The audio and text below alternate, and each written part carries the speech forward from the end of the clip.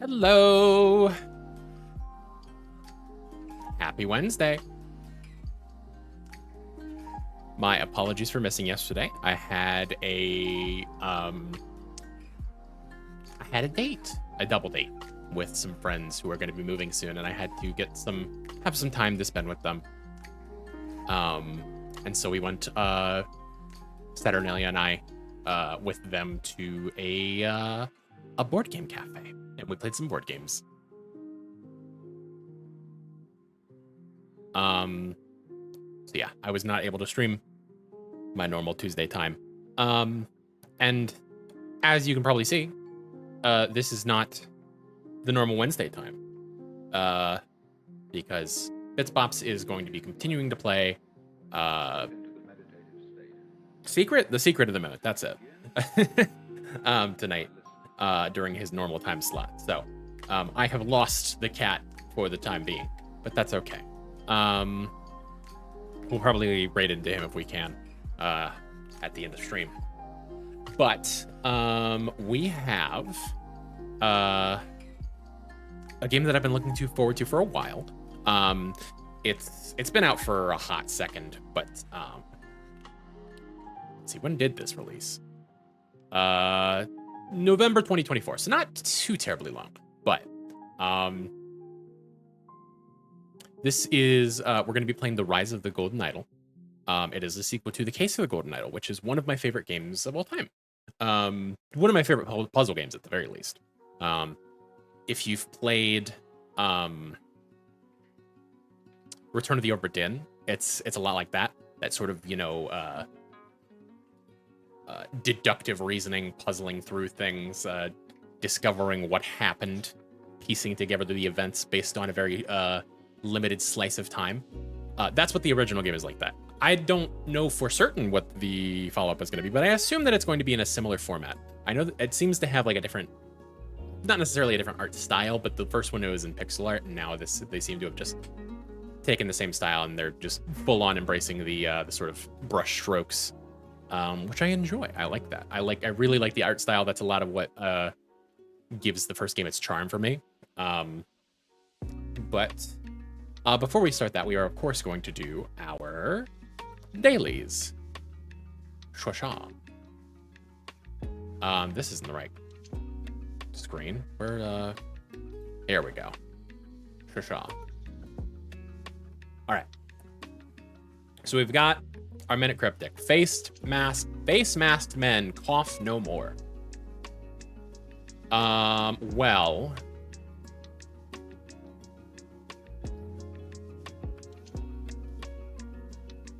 my immediate thought is that you can say no more by saying enough. And I am noticing that you have some of those letters here. How do you just get rid of these M, C? Face mask? Do you mask the face of men cough? Is that it? Okay, cool. Well, there we go. Yeah, I like that. Cute enough. Enough. That was a quick one. Wow. All right. Rattle from elevator to door. Let's see. Elevator.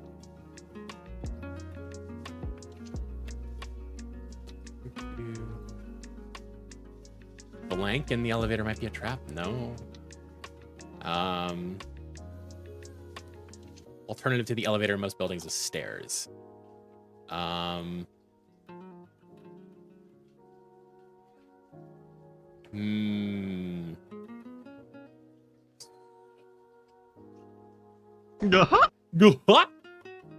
Remove a letter from stairs to get some symbols. Stars.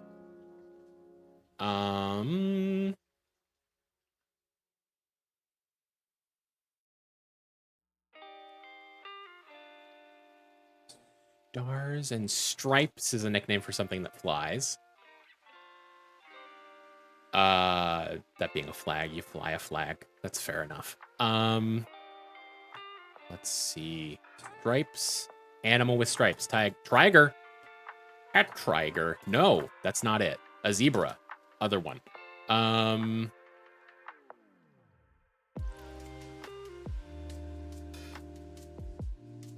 What? What is the American flag? That's particular. Yeah. Yes. Not to say that Stars and Stripes are a nickname for a flag, but the flag of the place that I am in. And so I can reasonably call it the flag. But I understand the pedantry. And I support it. A zebra is a type of horse? No. A zebra is a type of animal. Mammal. No. Fuck.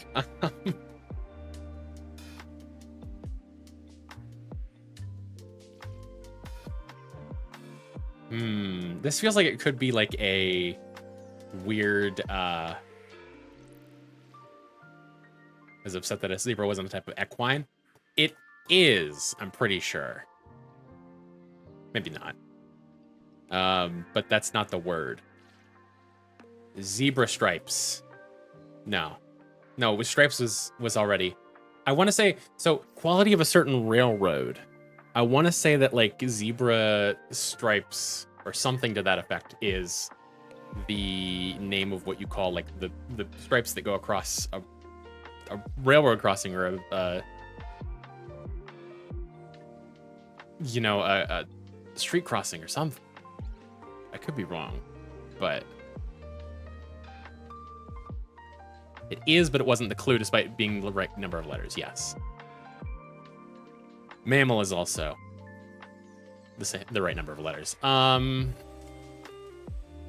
Let's see if we can get anything from the bottom up.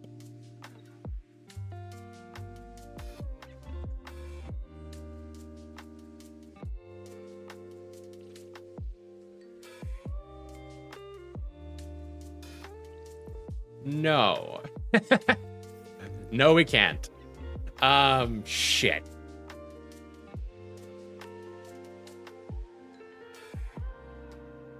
Zebra.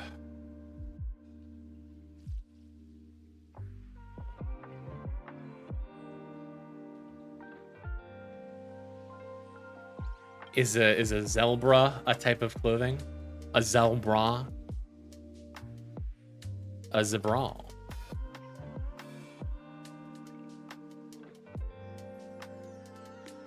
A zebra is a type of gazelle. Spelled wrong. It's not. It's not. All right, give me the clue, please. Really? Oh, I missed the anagram. Oh my god. Well, I still might not know what this is. Type of clothing with a Z in it.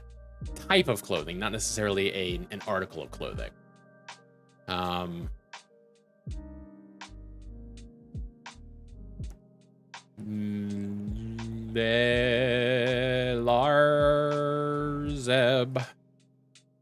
Larzeb.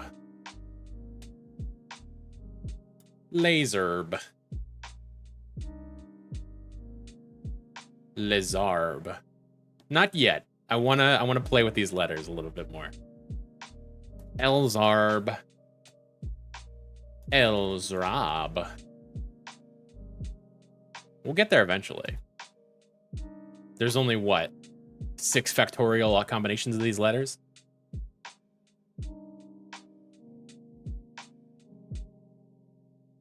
Brazel. Brails. Blairs.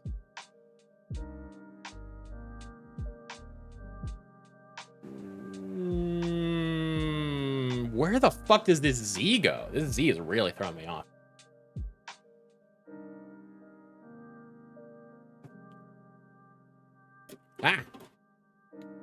He is finally cool enough to drink. Excellent.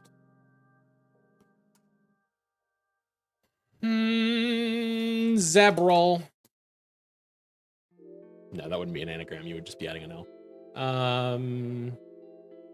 Zalber.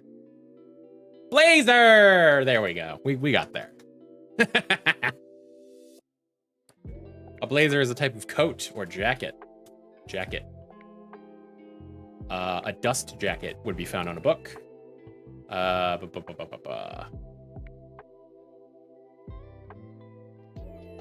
A line in the dust might be a trap, maybe. I mean, like a tripwire. Would you like my hint just because I'm proud of it? Yes, you may. Dust. Quality of a certain railroad. Dust bowl. Good thing to get in on.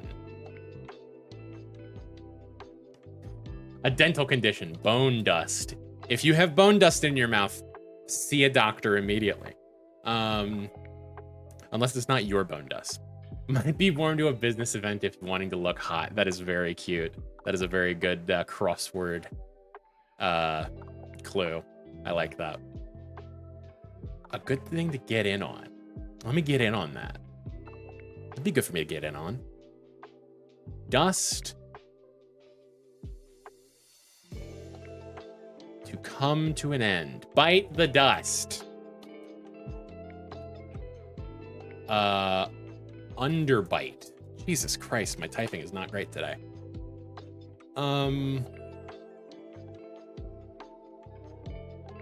Underground railroad. And another one gone, and another one gone. Another one bites the dust. Ground floor. A door in the floor might be a trap door. Bada bing, a bada boom.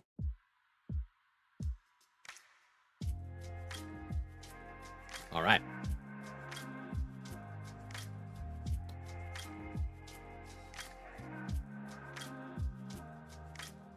Well, I suppose that means it is time for us to get into the game proper.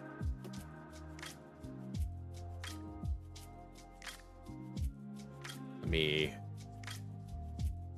rip.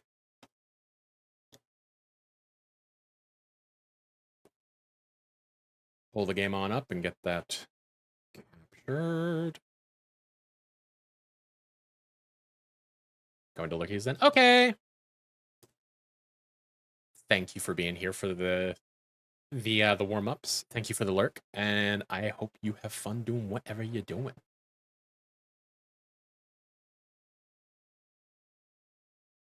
Your presence is always appreciated.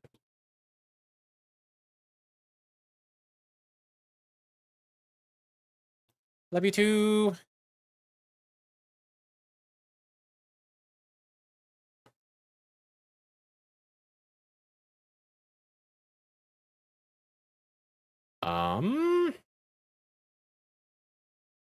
Is it just game.exe? No? Okay, that's...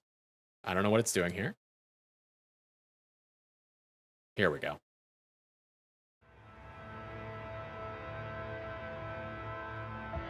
Okay. The Rise of the Golden Idol. This seems a little loud. Let me take this down a bit. Let the drag. Okay.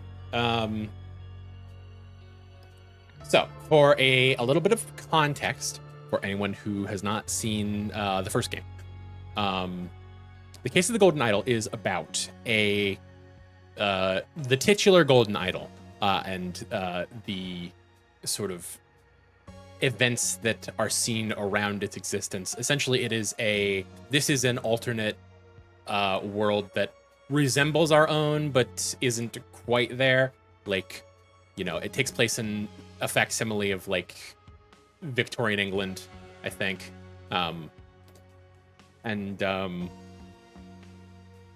You know, there's essentially this aristocracy that gets a hold of this artifact from Lemuria, which is essentially India. And this idol is, a feat of technology and or magic. It's basically a thing that you can put commands into, and it does some magic. Like, it absorbs matter, and it can, deposit that matter elsewhere, or it can do the same with heat, or it can do the same with years of someone's lifespan. It's a very good tool for someone who wants to be a greedy little bitch, and so the English aristocracy gets a hold of it, and there is a secret underground society that wants to get their hands on it and all that sort of good stuff.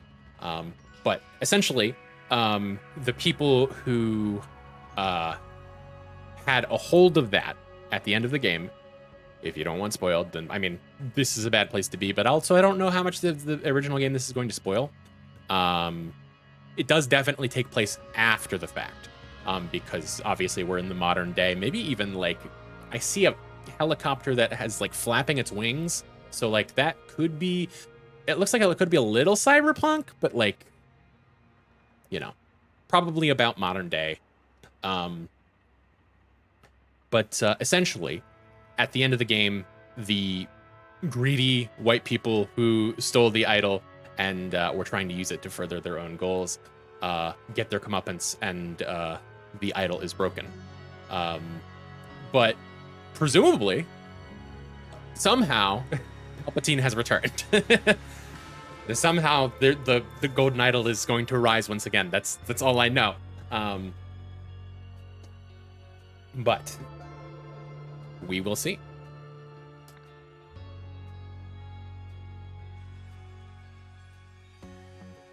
It's a snake. It's one of those little plastic snakes with the little clicky clacky like segments. Constriction, a murderous way out. In this game, you will solve scenarios involving murder and other strange events. You will do this by dragging words into the correct slots within sentences. Solve this example puzzle. Police needed to gather evidence to prove that the death had been a murder. Simple enough. Oh. So yeah, we're just getting right into it. To solve a scenario, you must first explore the location by clicking on all hotspots and gathering all words. A rubber baton. So this is sort of the gameplay loop of this game is, you go around, you find words that represent pieces of evidence, and then you fit them into a sentence that represents the events that happened. Ooh, that's a lot of words, my friend. Whew. Okay. Pacific War veteran, professor of ancient Lemurian history. Lemuria, as I said, is the stand-in for India. Accountant, repeat murderer, beauty salon manager. Okay, so this room seemingly is 205. So this belongs to Mason Turner. Obviously, well, I mean, we can tell your name is Morg Braca.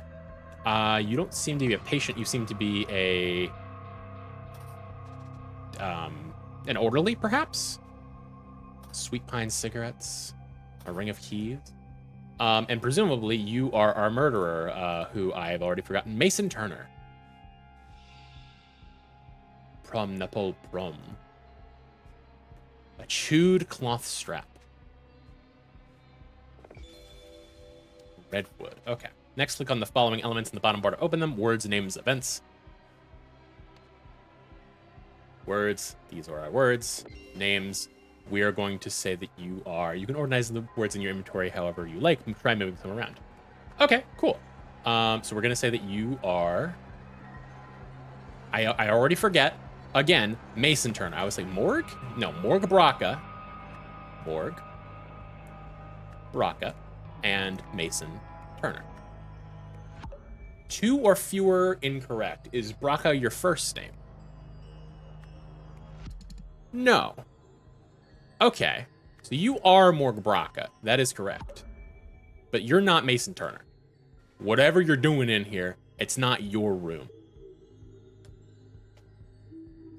There is a...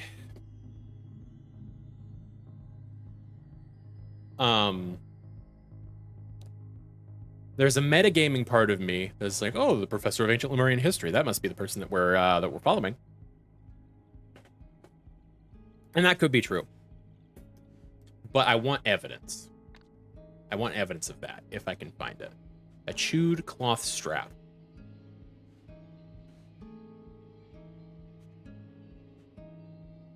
And... Professor. A rubber baton.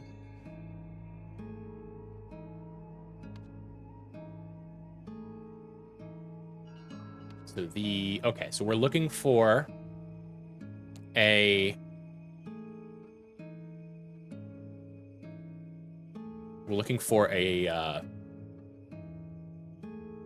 occupation for him.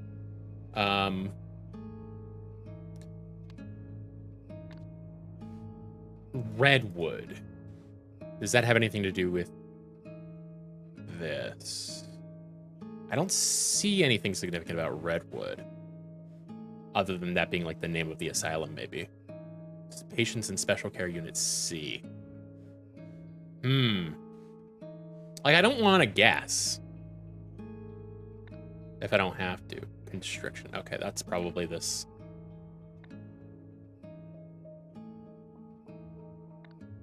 Hint. No. Okay. I don't want that.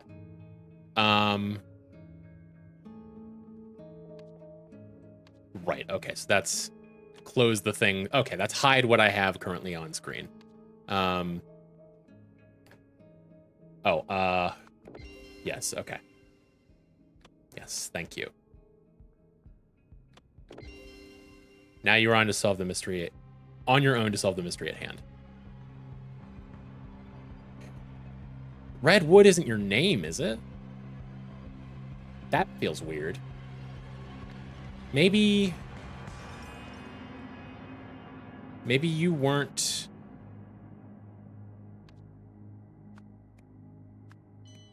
Yeah, no, I didn't think so. Because this is a name tag. This is not a name tag.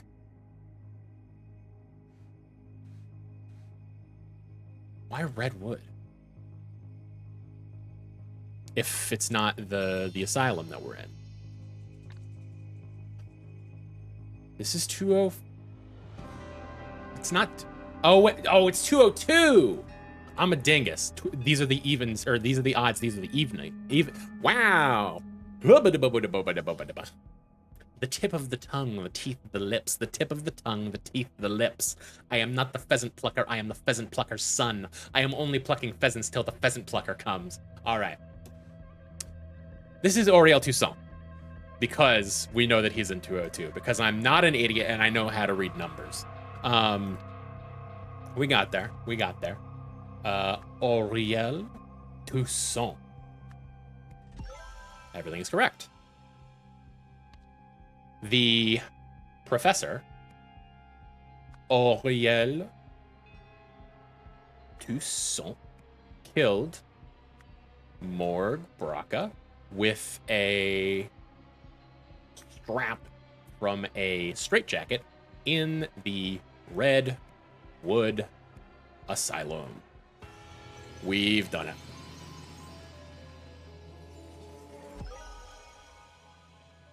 Huzzah.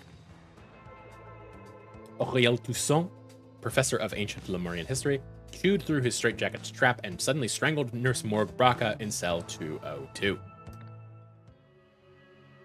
Lazarus Hearst was the leader of the Puritanical Order Party, which governed Albion from 1792 to 1795. Some claimed he used a mystical golden idol to seize power. Nowadays, though, this is known to be a myth. This is, in fact, a Cliff Notes version of the first game. Ooh. Oh, okay. I see. So this is the case. This is the thing that happened, and this is the cinematic that plays. Congratulations on finishing your first case.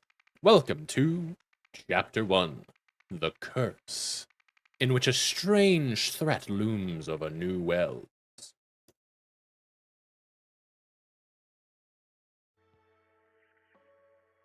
Okay. Story 1. Academic impact, the death of a brilliant mind.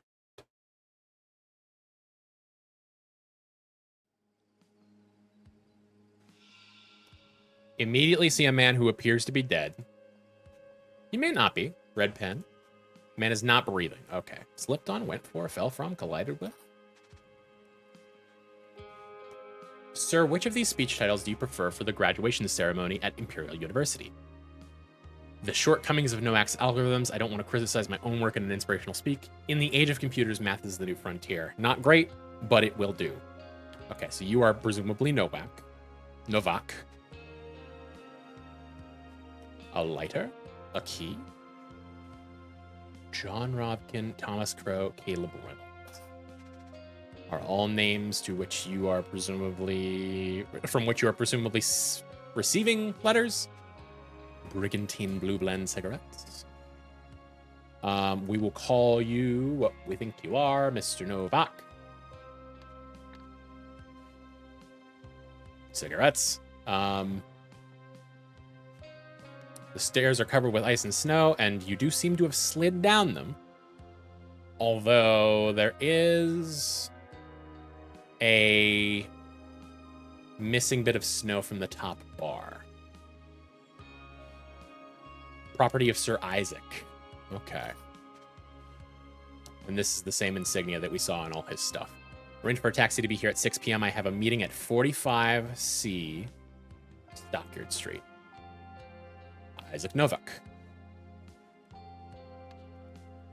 All right, well, Mr. Isaac, we will call you Cyril. Is this Cyril? Oh my god, is he dead, Cyril? A wedding ring? Dear Deborah, I am saddened to hear that Brandon's exam results have been rather poor. It seems your son has taken after his father. I warned you about marrying into that family. Mommy. I don't know. Oh, what should we do? Bagman. Okay. So Cyril Bagman. Cyril Bagman and Deborah Bagman. Correct.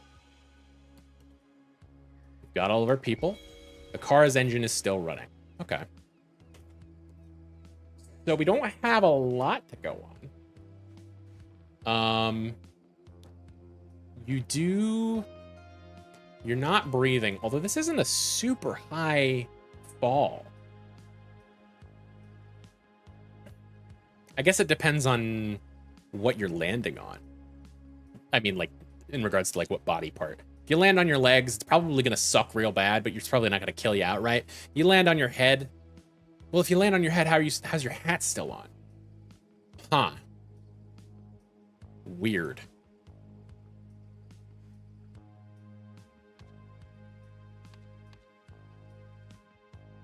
Cyril Bagman and Deborah Bagman discovered the body of Isaac Novak, which was there because he fell from the bridge. Okay, this we know. We cannot determine anything else from the evidence given to us, but we have solved the scenario. While driving home, Deborah and Cyril suddenly noticed the dead body of Sir Isaac Novak, who had fallen from the bridge above, tearing his yellow shirt sleeve in the process. Oh, that's what that was. Okay.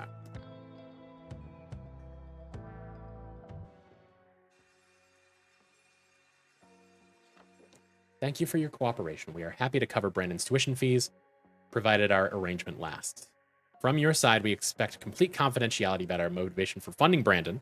Any breach of this confidentiality will result in a swift termination of funding. Okay. Well, we know that Isaac Novik was discovered dead by the Bagman couple. A few days later, what was that letter? Rare talent.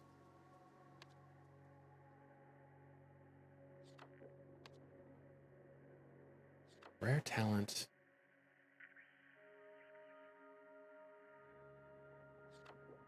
Was it Westbridge University? Oh wait, no.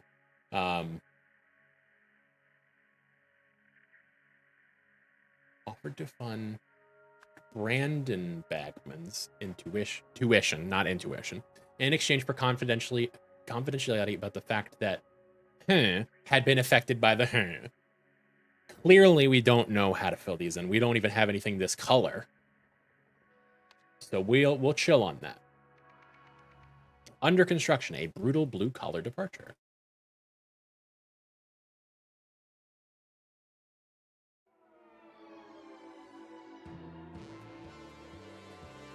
Interesting, their fucking construction vehicles are like Metal Gears. Which has resulted in the death of Foreman Joel Gregson. An upsetting accident indeed. This is Miranda Meadows from New Wales Regional TV. Back to you in the studio. Right? So you're saying that the vehicle has not been working since July 10th? Let me note this down, Mr. Jenkins. Roy Sampson, Inspector. 1977. Okay. So we're in the 70s, but obviously we are alternate history, so things can be whatever we want them to be. This is a weird... Why? I have never seen a construction vehicle with a circular saw on the end of it. That's weird, right? Roy Sampson. Okay. Roy Sampson, Miranda Meadows. Hey, Roy, come here quick. We've got another corpse. It's fresh, but there's something wrong with it. Ian Worth. He's got a gun. Mr. Ian Worth. I need to just start using the space bar.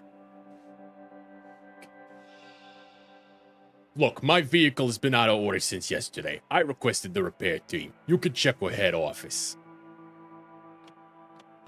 Okay. Shit. We missed the pale game as well, Ted. It was all for nothing. Yeah, shit happens, Monty. Shit happens. Okay, so you're Monty. And you're Ted. You don't look so good. The man is not breathing. I wouldn't expect him to be, given the circumstances. Foreman, fine, you and the boys can end your shift early today to watch the Pale game, but only if you finish dismantling the old sewage pipes in the construction pit first. These are the tasks for this coming Monday, July 14th. Warder should start taking out the old electric cables. Tatsuki must finally demolish that red garage building. Okay, we'll have to come back to this. This is July 10th. Since yesterday. So it is currently, today, July 11th.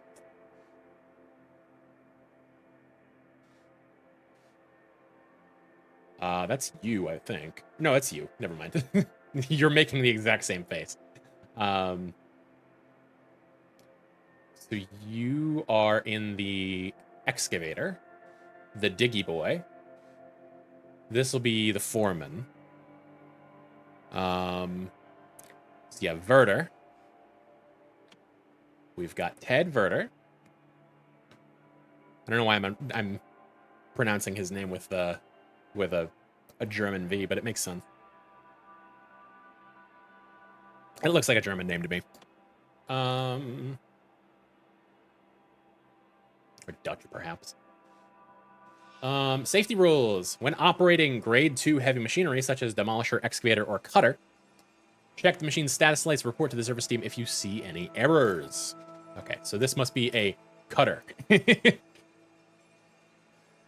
No error lights here, but we do have an error light on the leg of this cutter. Best bill. Of all the builds in the world, I'm the best.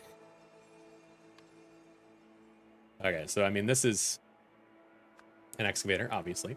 This is a demolisher, and this is a cutter. And then you are clearly manning this. Let's see. Let's figure this out. I don't have any obvious evidence of who was using the demolisher, but we could... Yeah, Totski. Whoever it was on this machine, it was a Totski. I am missing quite a few words. Oh, I need to go in here. Oh, hi. Hello. Luke Brown. Old military dog tag. There's easy work at the old docks. Asks the locals for Hunter Wolf. Benny Crystal. The man is not breathing. Homeless veteran, it looks like. You hate to see it, but it is not unheard of. I am so bad with names. Luke Brown. Okay. Luke Brown. You've been in there for a while. Seemingly. Maybe. Not, I mean, like, you don't seem to be decomposing particularly badly. You know, the blood isn't particularly bright, but it's also not particularly dark. Although I don't know that they would be going that deep on knowledge of that. I mean, if it were me, I would. If it were me drawing the art, I would, but, you know. Artistic license is fair game. Okay, so we are looking for Totski.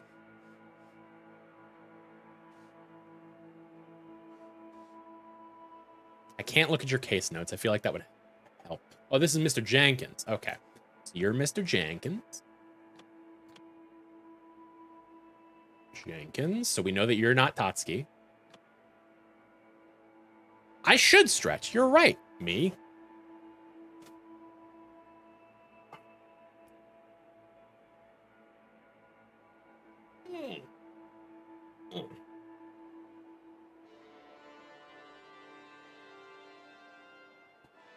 Okay.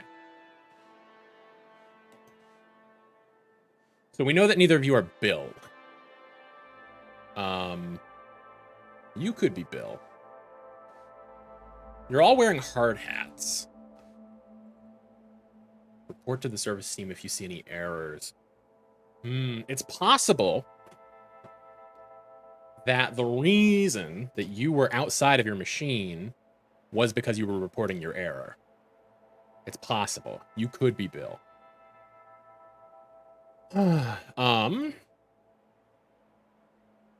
My vehicle has been out of order since yesterday. Okay, so... Yeah, okay, never mind. You are Bill. Bill Jenkins. So then... If we say that you're the foreman... Verder and Totski, we already know who those are.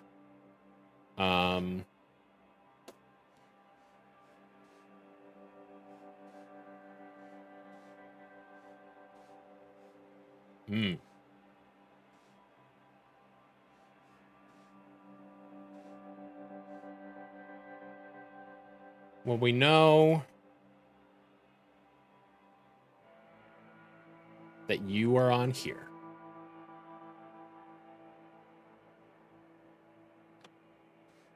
But we don't have any information to tell us who was driving this thing other than the fact that they were called, their name is Totski.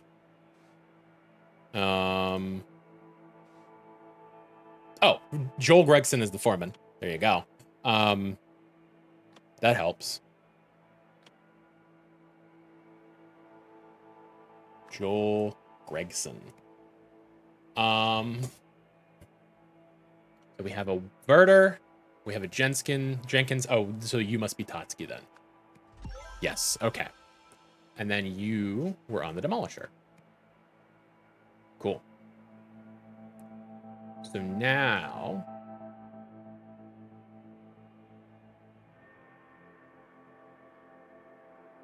You were demolishing the pipes? Is that right? Demolishing the red garage building.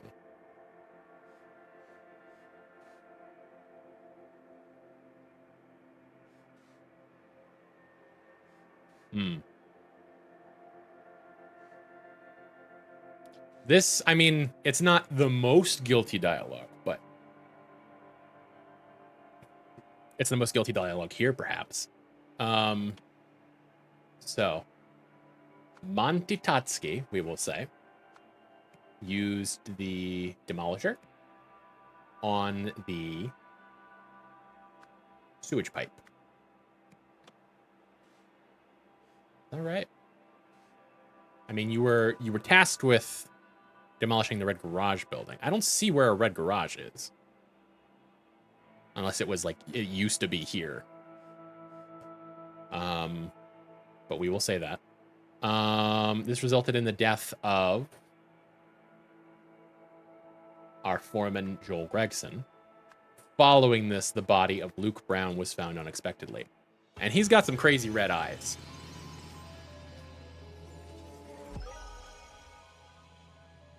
How does this connect to our previous story? I don't know. Foreman Joel needed to remove a sewage pipe, but the color vehicle was out of order. Oh, okay, that makes more sense. Not wanting to miss a pale game, he asked Monty to use his demolisher instead. This led to Joel being crushed by the pipe.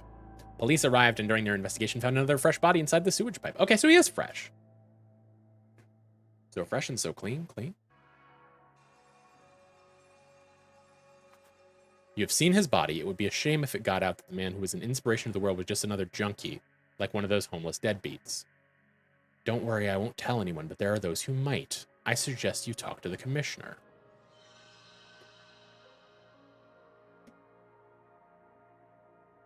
Okay. So, the body of Luke Brown was found in a sewage pipe, afflicted by a strange condition that police named the... Interesting. Interesting. Okay. I do like the way that we've sort of upped the stakes of the I don't know if that's necessarily what you would call it. But in the first game, you would have these sort of scenarios, and the goal would be to figure out what happened in that scenario, in that short period of time that you had access to. But now we have to find these things and sort of put them all together, which as a more like cohesive overall story, which I like. I like that as a way of, you know, taking that game mechanic to another level. And the sudden announcement of a sinister cult. Newsflash. Hello? Okay, there we go. Jeez. I do see an open window. We can go there. 2 open windows. Let's check out. Oh, hello. Is the family going to press charges against the municipality? I'm thankful for our police force as one of the few corruption-free institutions we have. As the commissioner said, the death was a tragic accident. Why do the police call the cause of all these homeless deaths the Red Curse? Is there really a demon-worshipping cult? It's just shorthand. We strongly believe the deaths are linked to a demon-worshipping drug cult, and we plan to involve experts from out of state. Are you considering any explanations other than a connection to drugs? For instance, a deliberate assassination through telepathy? We deal with real crime, sir, not fantasy. Next question, please. Okay. I appreciate you for joining me, Jack. It's nice to see a familiar face. These vultures are after my father's reputation. I convinced the police to release his body today so we can start preparing for the funeral. Unfortunately, it will have to be closed casket ceremony. The fall has disfigured his face. You must be... I would assume that you're related to Mr. Sir Novak. The rest of the executive team, I appreciate the offers to take time off to mourn, but we must prove that the International Knowledge Foundation can function without its creator. Therefore, I will continue leading it. All Foundation projects listed below should be proceeded uninterrupted. Jesus Christ. Third World Light Wisdom Interconnected Rare Talent Fund. Okay. So the International Knowledge Foundation is responsible for the Rare Talent Fund. And now this EN is responsible for the International Knowledge Foundation. I know we haven't been close lately, but I had to come and support my cousin. Don't worry about the closed casket thing. Your father was the greatest scientist of the modern age, and I am sure his legacy will live on. Those are the two topics we wanted to cover today. I can offer you 5 minutes for a couple of questions now. Expect updates on the high-profile case and the string of bum deaths. Okay. What the hell, Roy? I thought you called this conference. What is old Seb blathering about up there on the podium? Are you off the case? What's a bloody demonic... Well, are we in England? What's a bloody demonic drug cult expert? Never heard of it. It's alright. Apparently 9th District needs help. So I've been promoted to homicide lead there. Besides, if there is some drug cult thing, it's definitely out of my wheelhouse. Get to Sebastian's office immediately and bring the case files of yours. Possum 13, Beetle 4, Cougar 9. Okay.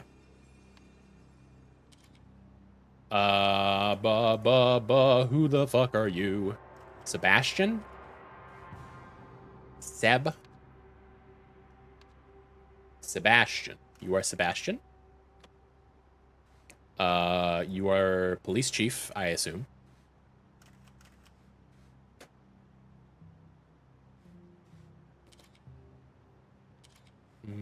Okay.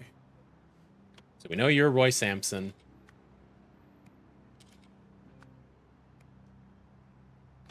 And you're Ian Worth. So we know you're Jack. And you, we don't even have a name for.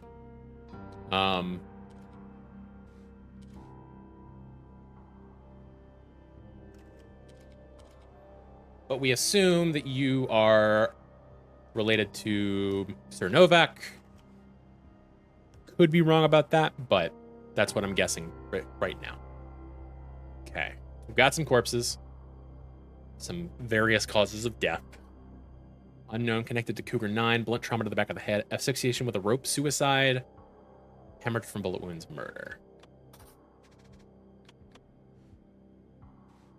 Monkey 34. Beetle 4. Tiger 98. Gecko 71. Okay. So we've got a bunch of cases.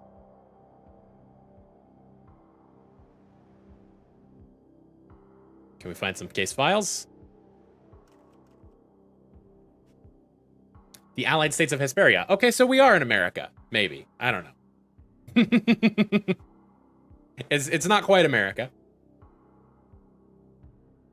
It's an alternate history America where they say bloody. Okay.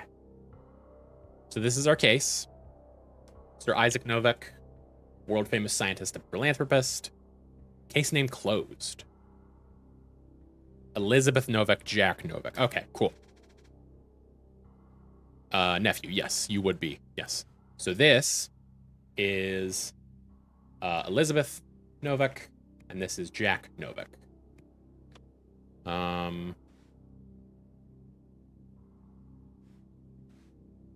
Welcome to the Wisdom Interconnected Network. Please input query.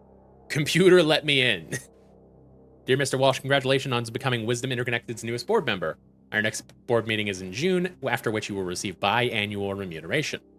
Meanwhile, please accept the latest DAC2 computing machine as a token of our appreciation. Okay. So presumably this is the police chief. And he has been somehow corrupted by this Wisdom International Association. So Mr. Walsh. Mr. Sebastian Walsh. Okay. Possum 13, small canal case. Homeless individual, alias Dirty William. Found in a container at the old docks on Stockard Street. Cause of death unknown, but clearly connected to Cougar 9. Okay. Cougar 9, the Red Curse cases, led by Roy Sampson. First victim, Luke Brown. Potential witnesses, suspects, Benny Crystal, Hunter Wolf. Okay.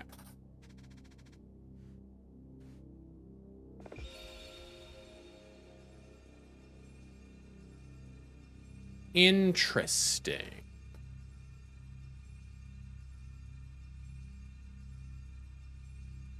You've cut out the eyes. Huh. Well, we know he's bald. I think that's Isaac? Yeah. Here we are. You can see the K on the side of his face. The backwards K, I should say. Interesting that you've cut out the eyes. They like really obscured his face in the first one. And so I see. I understand. So he probably had the red eyes too. And they're trying to get rid of the evidence of that to downplay the association with the other case. It's like, oh no, this is just homeless people. It's like, no, this is a scholar died. Like, clearly there's something going on. This is some sort of conspiracy. So this is a picture of Isaac Novak.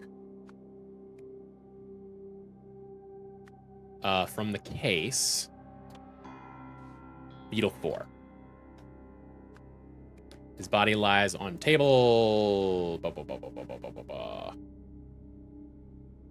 This would be C.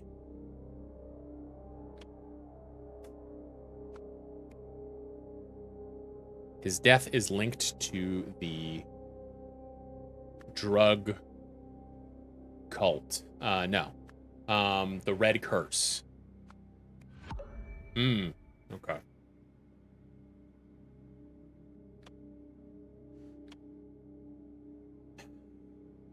His death is linked to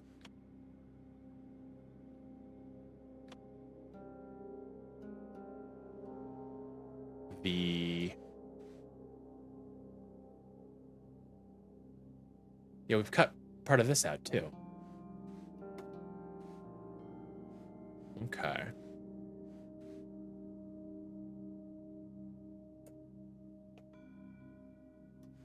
What do you want?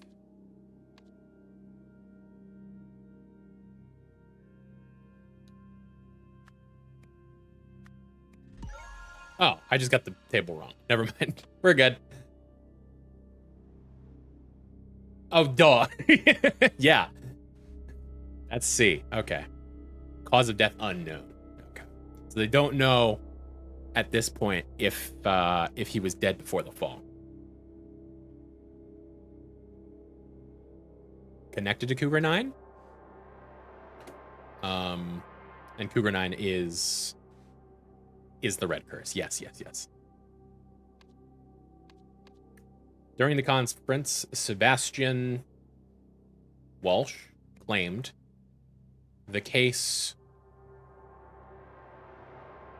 What did you claim?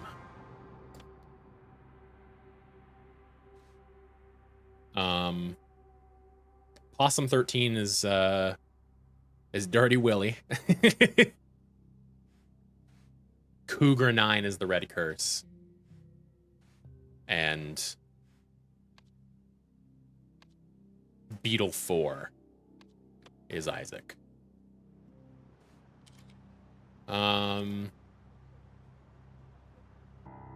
Was an accident. Okay. So yes, we talked about Isaac first.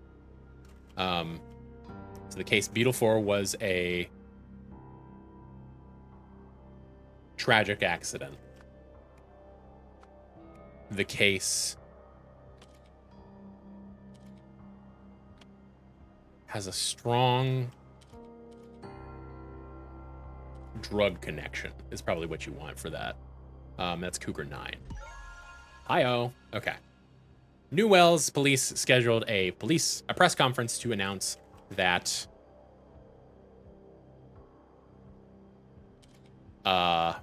Isaac Novak had been a victim of the Red Curse.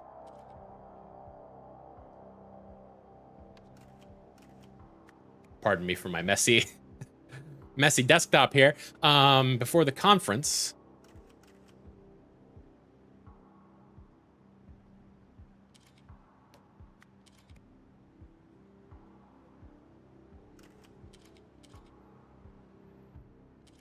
Jack Novak must have offered Sebastian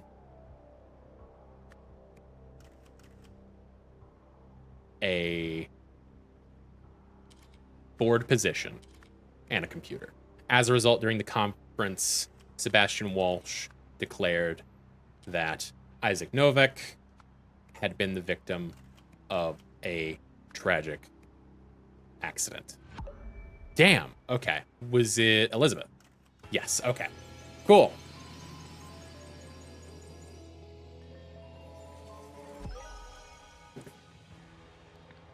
Excellent. Yes. I know it. The day the conference was announced, Elizabeth Novak visited Police Commissioner Sebastian Walsh and offered him a lucrative board position with one of the foundations she led. In exchange, she wanted him to hide facts about her father's death. Sebastian accepted the proposal. He swiftly promoted Roy Sampson to another position and took over the conference announcements. All right. Now we see the link. To Roy Sampson, December 6, 1977. Beetle 4 had the same affliction as Cougar 9, strong. Beetle 4 and Cougar 9 had the same cause of death, weak. Foreign substance present in Cougar 9 and Beetle 4, both 0. So neither of them were on any drugs. Cougar 9 notes, Benny's Place, 380 Low Street, drug pushing office, 3 warehouses in the old docks. FARP! What's FARP? FARP warehouse would not let us in without a warrant. Based. Old warehouse, decommissioned in 1950. Homeless congregate there. Steelside warehouse completely empty with evidence of recent cleaning. Benny Crystal claims he hardly knew Luke Brown and they were not friendly.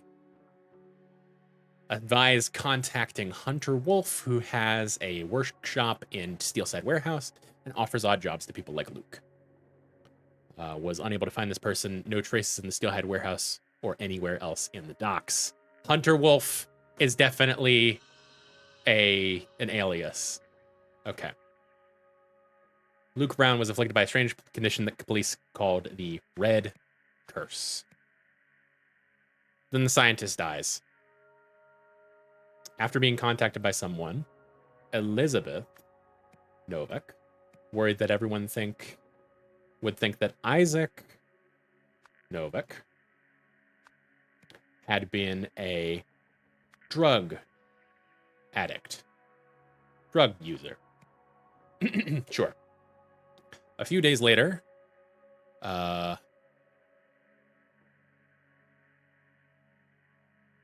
guess that would be Elizabeth then, huh?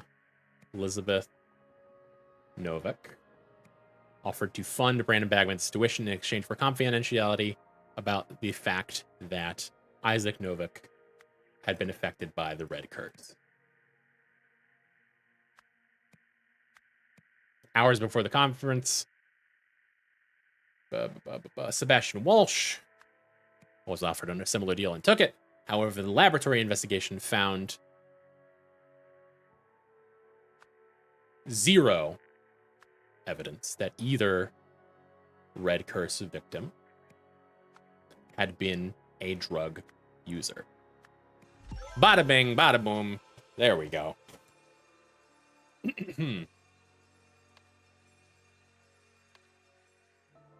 Sorry, too. Shortly before his death, Isaac Novak went to meet someone at the blank. A few days later, someone connected to the blank provoked blank blank into bribing blank blank, who stopped the investigation into blank blank's death. Ooh.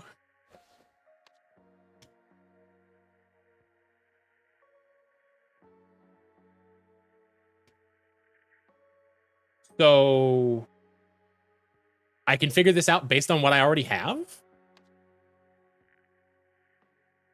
Hang on. Let's run it back.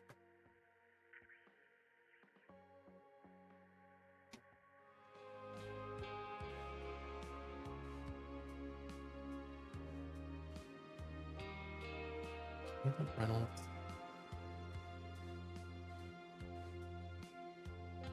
Have a meeting at 45C Stockyard Street. Okay. 45C Stockyard Street.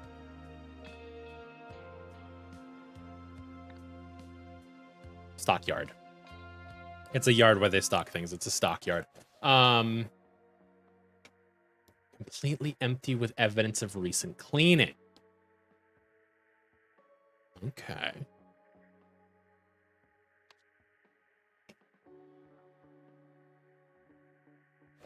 So you are...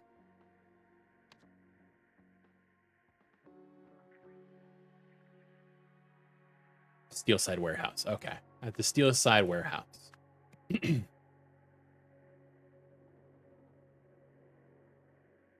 few days later, someone connected to the blank provoked blank into bribing blank, who stopped the investigation into blank's death.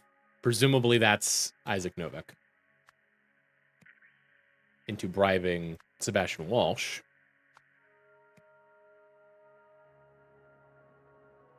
Elizabeth Novak. She did bribe him. Someone connected to the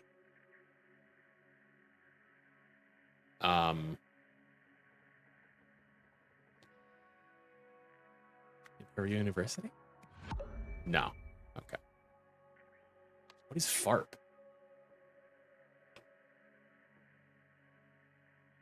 Hmm.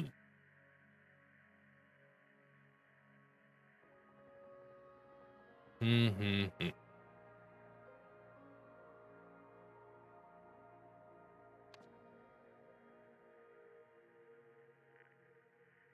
Who provoked her?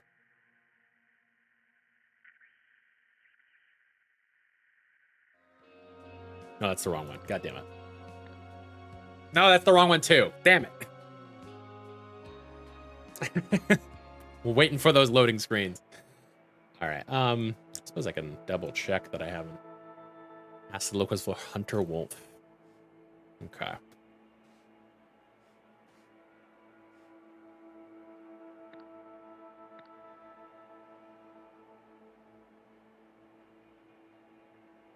Da-da-da-da.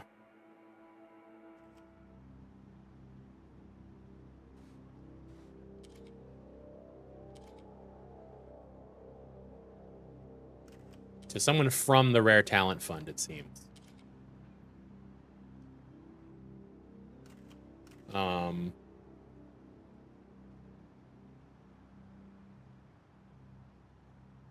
Actually, I don't know that I have all my words here. Maybe I do. Or no, they're all here. I see. But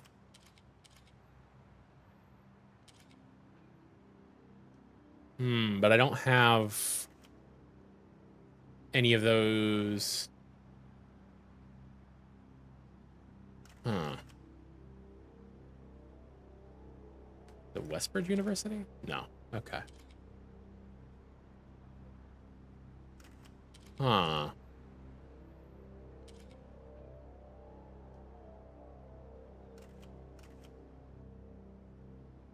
E-N. I mean, that could just be her. Like, I don't know why she would have that. Have a copy of that. But, like, that is Elizabeth Novak. So... yeah, I don't know why she would have... I mean, maybe if she was trying to give it to someone, but I would assume that would be something that you, like... It's the 70s, you fax it to somebody or something. Or at the very least, you know, slip it in their fucking inbox. Their physical inbox, I should say.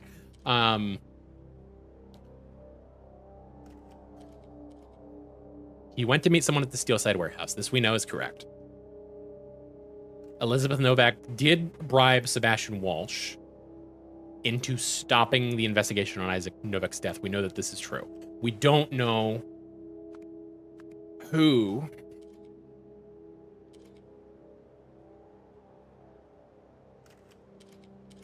Someone connected to the Steelside Warehouse? Is it that simple? Okay, it's that simple. Okay, cool.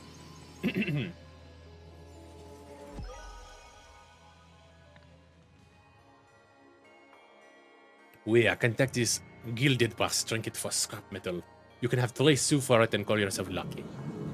That was the very end of the first game.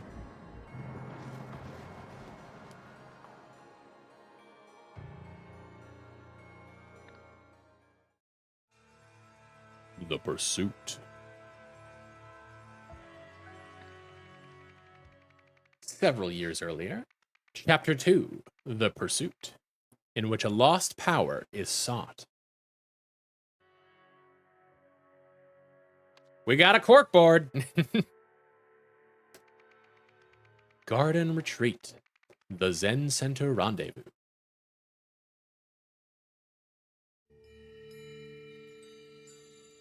I like how it's a DAO, but it's not.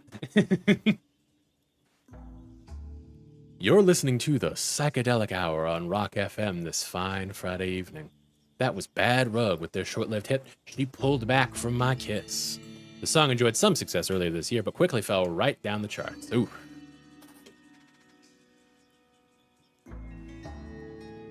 True, he always was a thief, but it did have to go that way. Before the new night must fall, I suppose.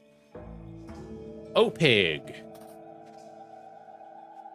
The woman is crying. Stolen property, asset seizure, someone's death, nervous breakdown?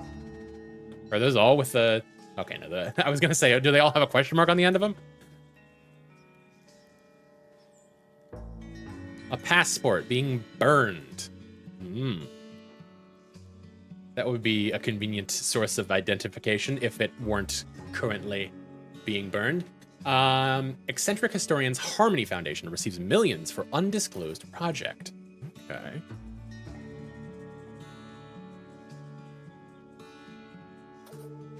Safe opened. Strange artifact. Strange artifact. We do have many things listed in here with check marks that are not here. There are things that are missing. Ah, they're being taken out and packed up. Along with a towel and $10,000. $10,000. 10,000 simoleons. We'll call them simoleons. Buckaroos, perhaps. Drawer spray.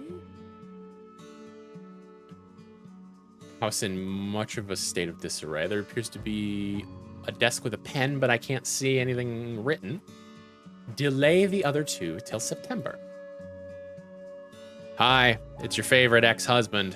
You'll be pleased to hear I'm finally getting sober. As part of the process, I'd like to make amends with you. For starters, I've decided to return that Lankan artifact I took in the divorce. All I ask in exchange is your forgiveness. If you're free on Friday, I could bring it then. Let me know.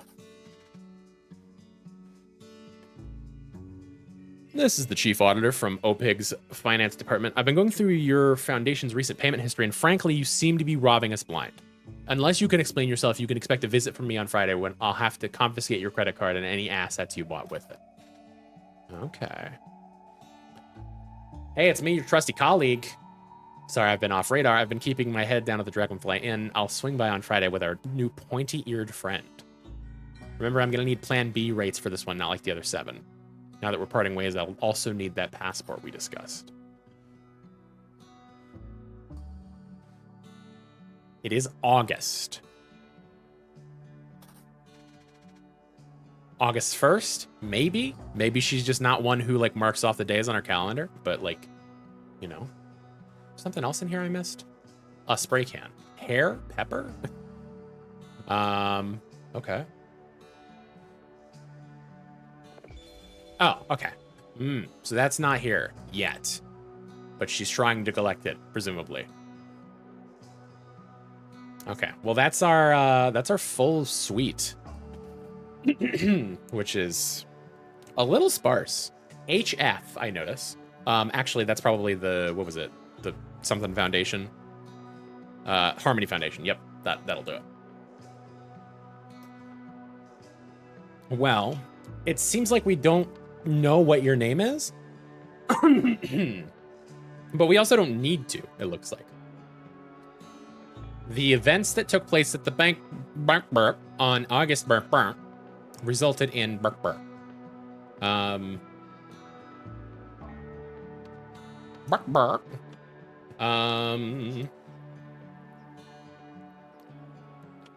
Is she... Ah, I see. There's some, oh, wait. Okay, I see a balcony has collapsed here. And someone has fallen, hit their head on a rock, and presumably she is burying the body in her Zen garden, which is very thematically amusing. Ah, the moon. That's how you find out. So it is... We are waning... what day is it? If you're free on Friday, expect a visit from me on Friday.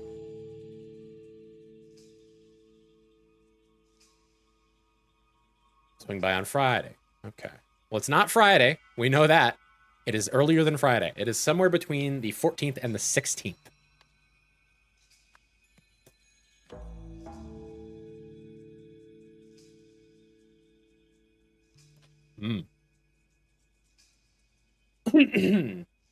You do not yet have the pointy-eared friend.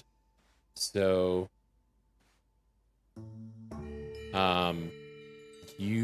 I mean, obviously, because you haven't been here yet. Swing by on Friday. Expect a visit from me on Friday. Okay, so it's not, none of them are like, you know, I'll be there by Friday.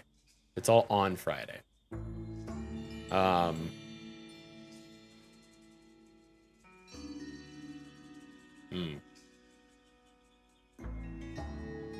mean, surely this article would tell me your name, but I guess it's not important.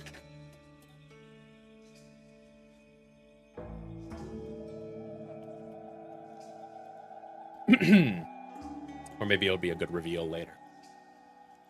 Perhaps. Well, at the Harmony Foundation, we know that, resulted in someone's death. But what day is it?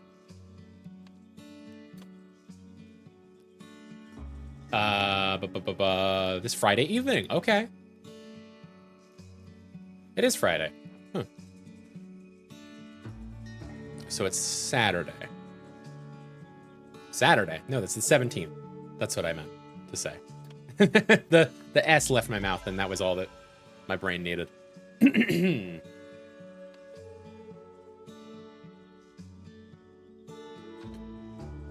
So, it wouldn't have been the ex-husband.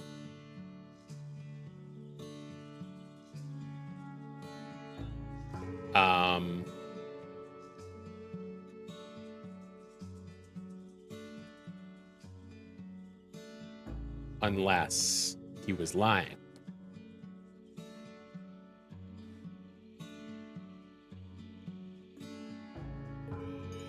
Return that Lunken artifact I took in the divorce. All I ask is in exchange is for forgiveness. You're free on Friday.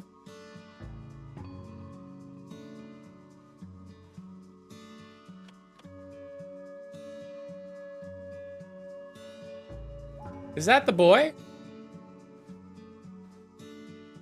Sure does look like it. Okay. It's funny that they don't let me zoom in on that, as if it were an important part of the thing. But that seems to suggest that ex-husband visited Historian to return an artifact for forgiveness. During the meeting, somebody tried to do something.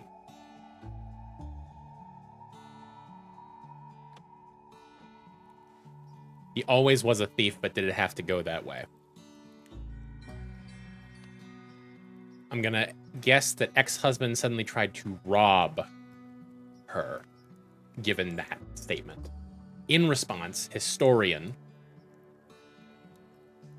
perhaps sprayed him with hairspray?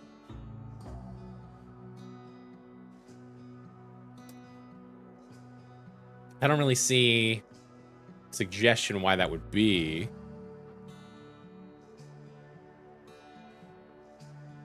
I mean, if you put that spray back, that seems like a weird thing to do. I mean, I guess if you're cleaning up after the body, then, I mean, yeah, maybe. Sprayed ex-husband with hair spray, and then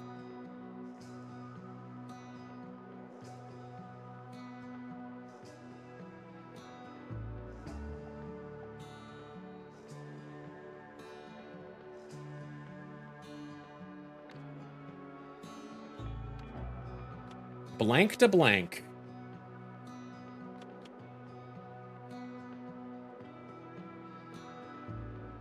As a result, ex-husband fell and hit a rock.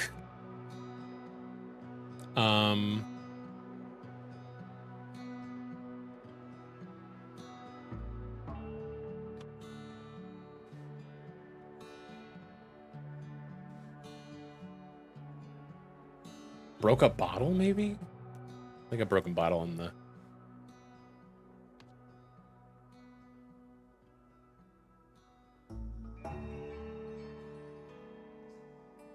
Wouldn't be opened a... She didn't just open a bottle. Also, bottle is not a...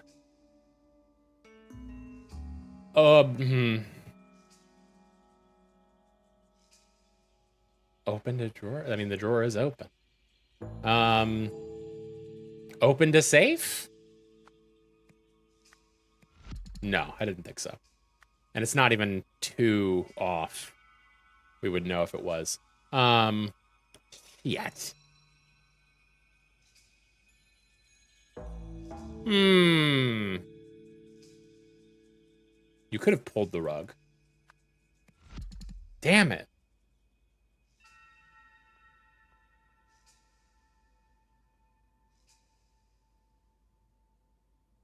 What if it wasn't the ex-husband? What if it was...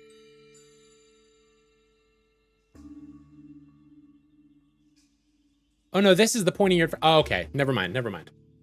I'm a dingus. Colleague to exchange an artifact for money. During the meeting, colleague suddenly tried to rob historian. Okay, we're getting in the right direction. Colleague with hairspray, and then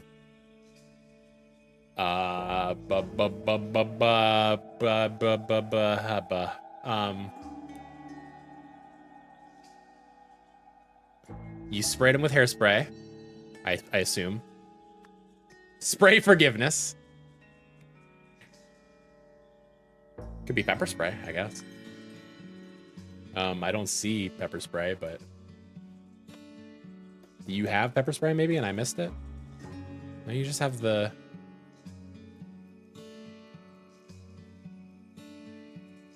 Your glasses are doing a weird gradient thing, and I don't know. They might just be really cool glasses. Yeah, they are. Okay. Passport. Oh, yeah, I should have known. Based on the passport. Let's see.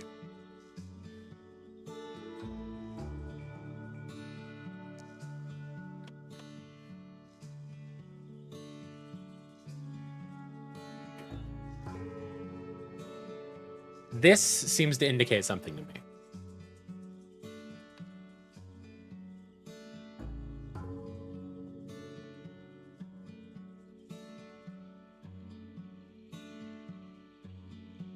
Could you have... Ugh. Bottle is not a clue, so we can't... She didn't do anything with any of the bottles. Spray. I don't see any indication that she sprayed anything.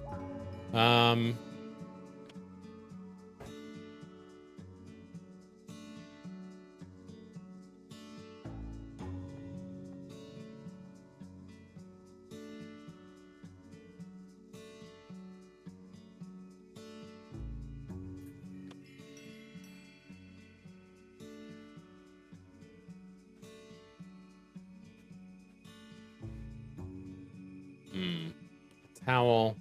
Artifact 10,000.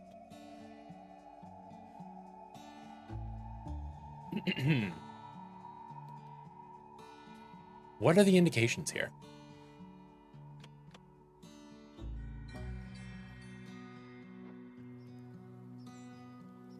There's this green shit here, and also on the curtain down here. Is it like, well, curtain isn't one, I don't think. No. No, it's not.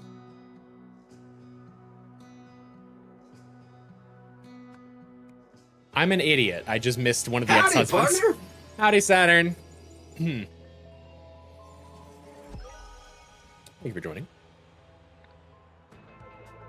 The historian's colleague brought her a strange statue, but then began transferring other artifacts from her safe into his suitcase.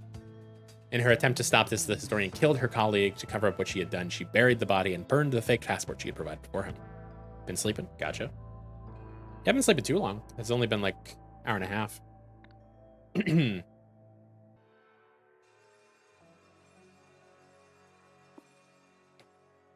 Lazarus Hearst. A familiar face. Lazarus Hearst was the leader of the Puritanical Order Party, which governed Albion from 1792 to 1795. Some claim he used a mystical artifact, the Golden Idol, to seize powder. Powder! Also to seize powder. I'm sure he got quite a bit of that. You know, they need a lot of it for their wigs back then in Victorian Albion. Nowadays, though, this is known to be a myth. Idol, golden. The Golden Idol is a fictional artifact said to have been derived from ancient Lemuria. Believers make contradictory claims about the idol's supposed function. That's because it does lots of things. One popular theory is that it granted eternal life. However, no one thinks this one anymore. However, modern historians agree, not this one, that the idol never existed, and scientists have shown that such functionality is impossible. Okay, we got a proper cork board.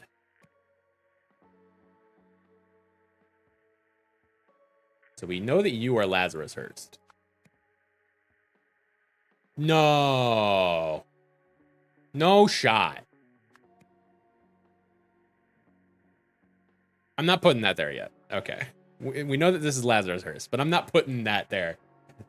There's no shot that Lazarus Hearst came back from the dead for a third time. We're moving on until we can get more information. I guess he only came back. He would only be coming back from the dead a second time, but you know. An alarming incident at Sternwell Prison.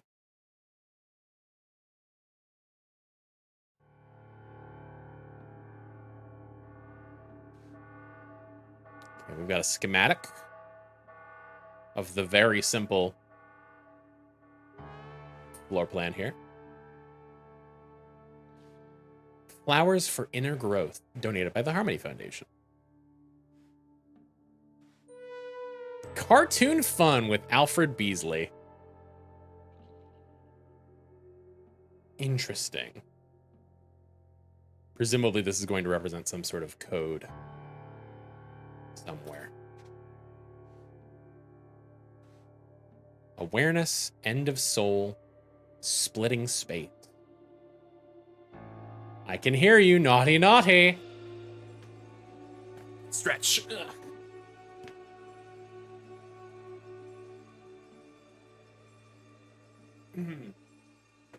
All right. My dear friend, you may not have heard the sad news that our mutual hero was gifted a rat nose emote. Nice. Our mutual hero, the artist Alfred Beasley, passed away on February 8th, 1973. I hope the prison officers will allow you to hang this poster inside your cell. May we continue to find meaning in his drawings for many years to come.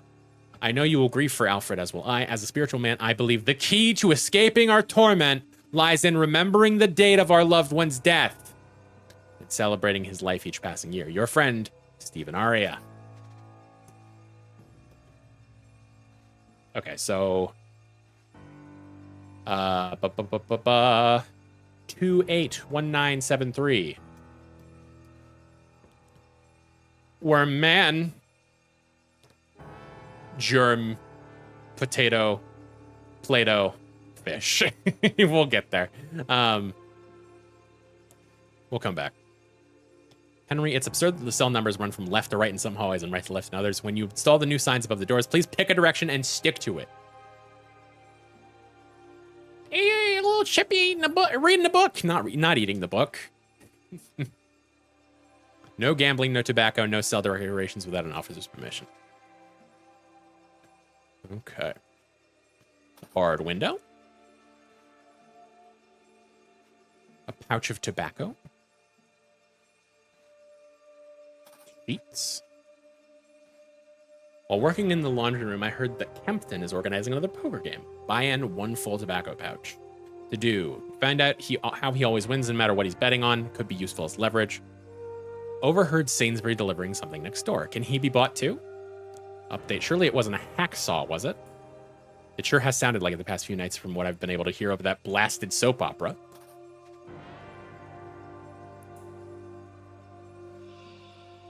Not that one, you muppet. Start at the end of the hole. I want all these cells turned over methodically. The Mammusium Peel Club. And a handgun. Yes, sir, Mr. Kendall. Sorry, Mr. Smith told me to begin with number 28, but you're the boss. Okay. Handgun.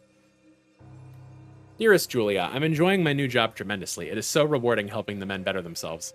It's a handgun! Isn't it neat? Isn't it neat? Isn't it neat? Just point it at whatever you want to die. Dearest Julia, I am enjoying my new job tremendously. It is so rewarding helping the men better themselves. In particular, I've been helping one inmate nurture his talent for abstract art. One of his early sculptures explored the very fabric of the universe using nothing but paper. Quite the virtuoso, eh? I like to think I played my part as I was able to find everything he needed at my local crafts shop. More recently, the same inmate explained to me his need to precisely prune one of his sculptures to capture the fragility of the human spirit. What a visionary! Once again, I managed to find just the tool he needed. This time in the prison's storage room. Unfortunately, my superiors do not seem to see that men like him are just misunderstood, especially our commanding officer Patrick, who treats them and us terribly. I hope I never become like that, no matter how far up the ranks I eventually climb. Yours forever, Percy. Mwah! So this is Percy Muppet. Percy Muppet. Not his name. And then this is... Oh, didn't mean to do that. What'd you call him? Mr. Kendall. And then this is cell number 28. But we don't know who that is, and we don't know which direction they're going. Excellent.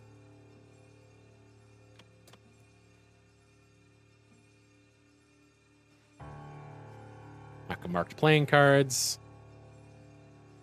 That's about it. Oh, wait, nope. 9 p.m. Love, Lust, and a Laundromat.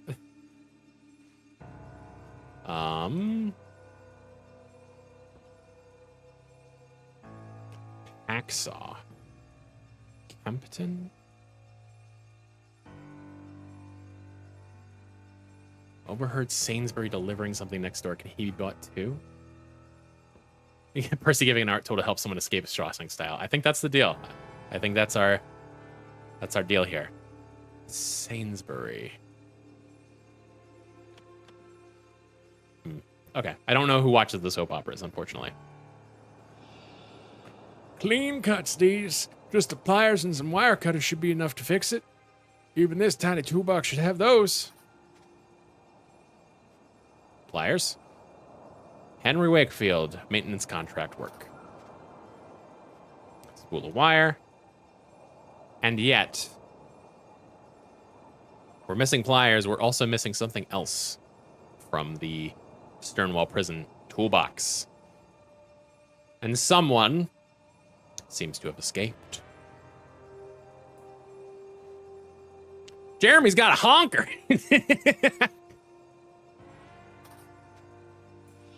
Oh, you must be Jeremy then. He does have a honker. Not so tough now, eh, Utley? You big girl's blouse.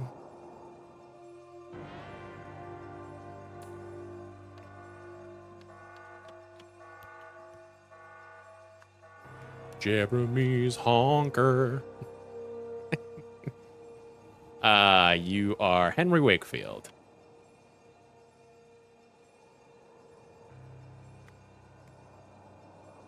Henry Wakefield.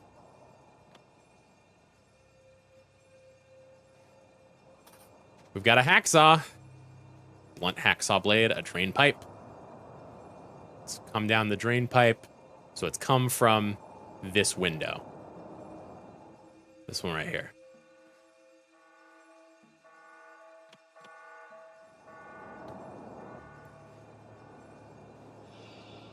Clearly, I can't trust... Of course you've blocked my information. Clearly, I can't trust any two of you idiots to guard the whole block by yourself after 9 p.m. From today, November 15th, you will all be working the graveyard shift every night and get your bloody ears tested. How you didn't hear anything is beyond me.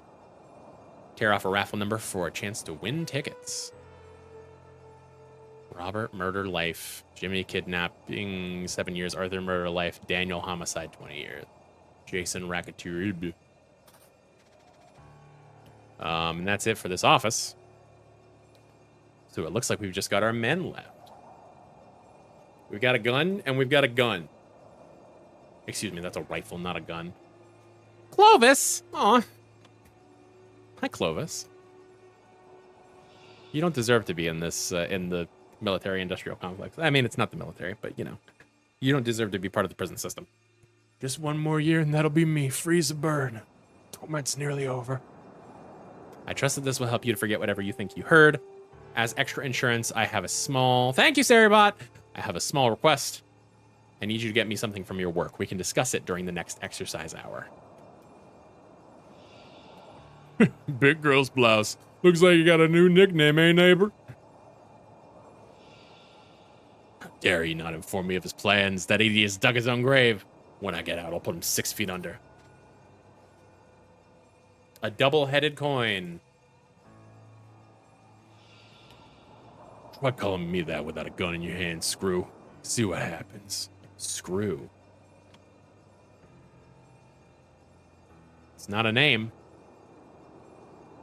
It's a weird thing to call a prison guard. Why have I seen guys who look like them? Because these are great guy faces.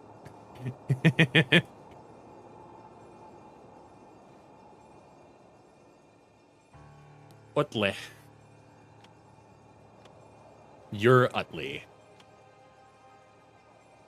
Utley. Okay, we've got some deducing to do for sure. But we must never forget that Jeremy's got a honker.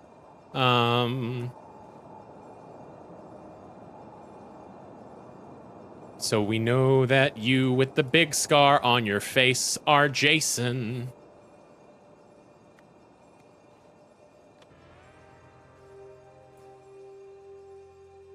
And then big handlebar mustache. Does that look like him? Yeah, Daniel. That's fair. Daniel Utley. I was gonna see something that would have been sensitive in a funny way. That's not like I have never done it. Never forget 2873. You can make 9/11 jokes in this chat. You're allowed.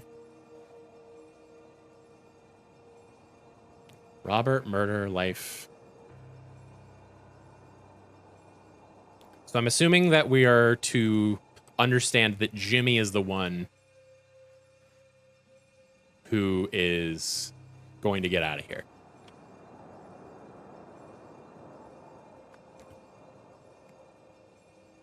Is he the only one with without a life sentence? Jason also doesn't have a life sentence. Daniel also doesn't have a life sentence. But what's the difference between murder and homicide in this context? That seems weird. Maybe it's severity, like degree, but also that seems... I don't know if those are different charges. They could be. They could be. We don't actually have all of our words. Oh, I missed this. Okay. An abstract sculpture made of paper, made of clay, made of wire, clay, scissors, and glue. Can you bring out costumes? Yes. Hold, please.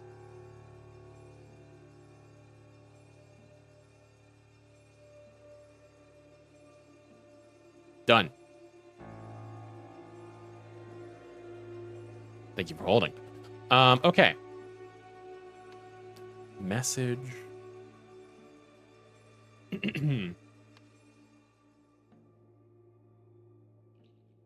Okay. So we have a mystery guy. Well, of course he's a mystery guy. He's not here anymore.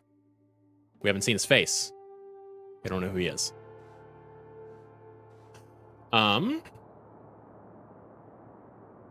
So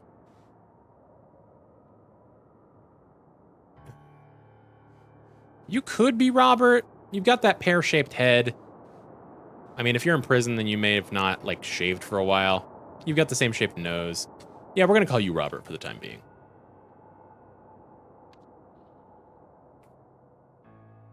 Robert. So now we have at least one name for everybody.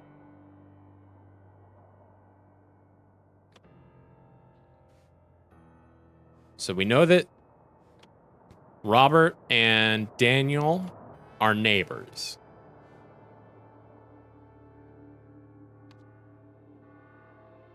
We'll just put them in the middle for the time being.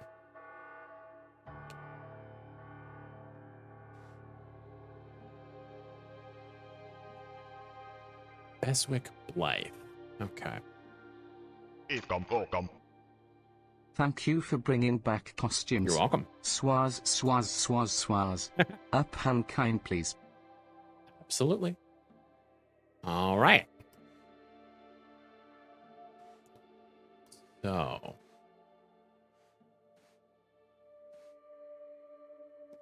Stephen Aria.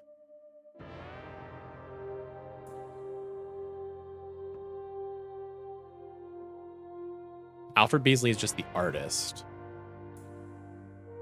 I can hear you, naughty, naughty. Okay. Somebody got a note. I can hear you. Trust that this will help you to forget whatever you think you heard. As extra insurance, I have a small request. I need you to get me something from your work. We can discuss it during the next exercise hour. I think that our mystery man is up here. I think he's the one that escaped. Which would make sense for this guy to be the one that hears something. Right, and if it were a hacksaw, it would make sense for him to be able to cut open those bars. So yeah, we know that you are here because you got a note bribing him into not saying anything. And then we know that you are here because we know that you don't have any other neighbors. Now, yeah, okay. You can't see the other two cells.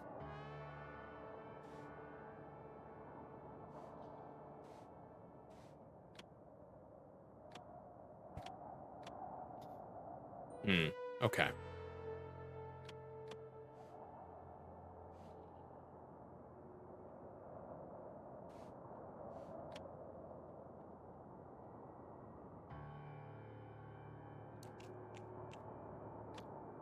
I don't know.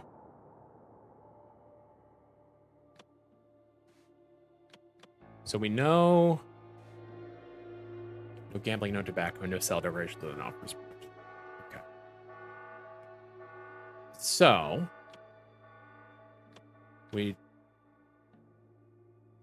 oh, okay, cool. Yeah. So we know Utley. We know Utley's name. And we know that he's second from the end. Oh, fuck off.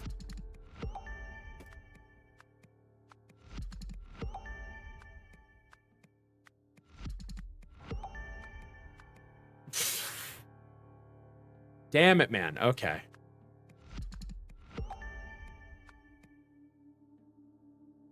How did I fuck up this bad?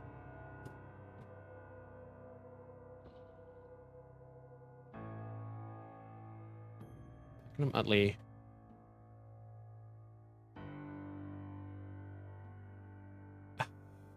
You are Utley. I know that for certain. You're also probably Daniel. You're probably Robert. Don't know it for certain, because you did grow a mustache since. But then you were also wearing glasses, despite the fact that you have a very obvious scar.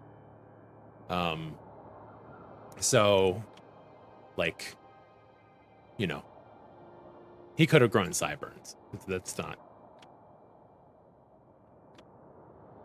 For how long you're in prison, I think that's perfectly understandable.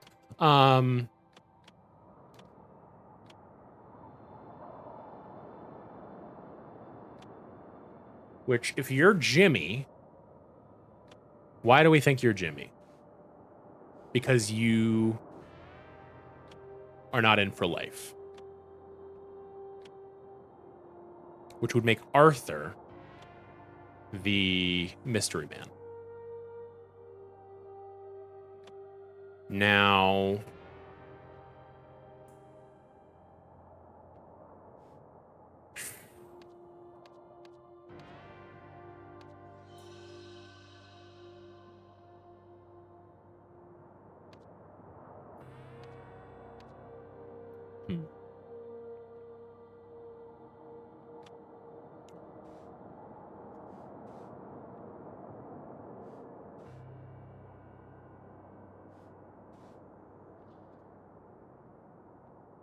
so you're the gambling man with the double-sided coin.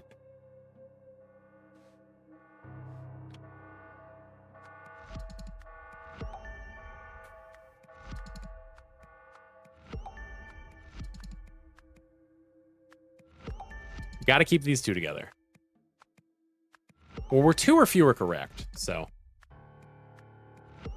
theoretically switching one of these should be correct. I'm fairly certain that you're here. I'm fairly certain that you're here. Which would mean that you have to be here. Wait, no, Utley's his neighbor. Okay, never mind. I'm a ding-dong? There we go. Right, yeah. I totally was like, yeah, this guy's Utley. Nope, no. This is the gambling guy. Okay. So, that means that because we know that Utley is here, this is Pakenham.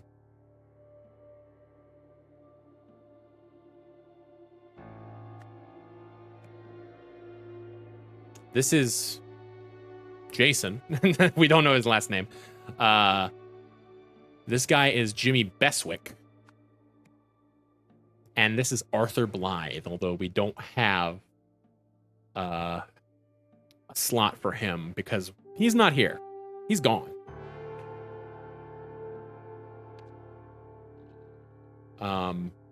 In fact, I will put him on the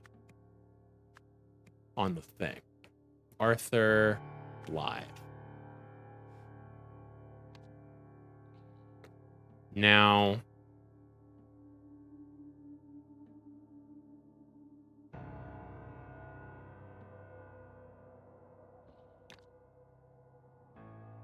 it would be cool if we could find the officer names. Can't see any badges or anything. We have last names. I don't know where they came from necessarily. Henry Wakefield.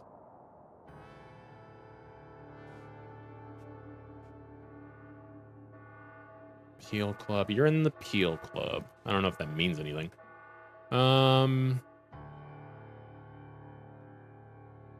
Patrick. Jeremy Patrick? Maybe. Yeah, I mean, if you're pointing a gun at him and calling him a lady's blouse, then, you know, I would call that terrible treatment. Jeremy Patrick.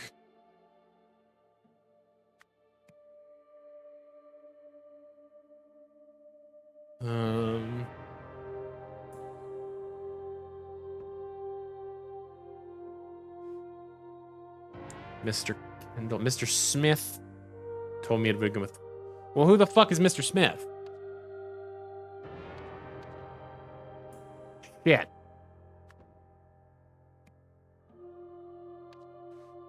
Mr. Kendall, Mr. Smith.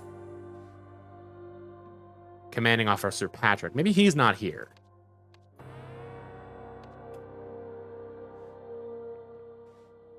Would you be a commanding officer?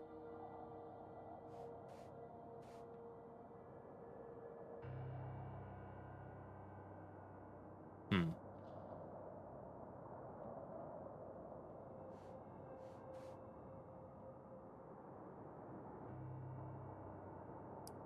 We're going to call you Smith for right now.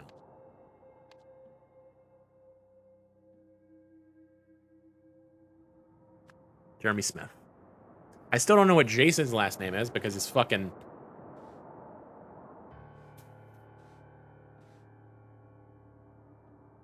Racketeering. Is there anything in his cell? Love, Lust, and Laundromat.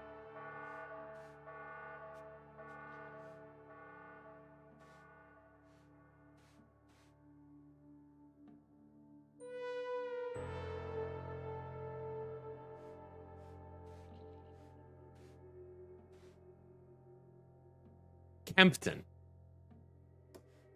Kempton is his last name. Jason Kempton.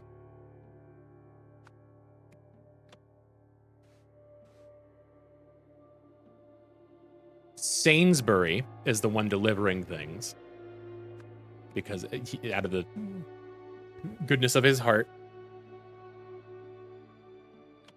Patrick Kendall? Okay, cool. Didn't you call him Mr. Patrick? No, you didn't. Okay. Yeah, I guess that's also terrible treatment. Yeah, these guys both suck. That's fair. Okay, so we have names for everybody. We have cell positions for everybody. And now we need to figure out a message.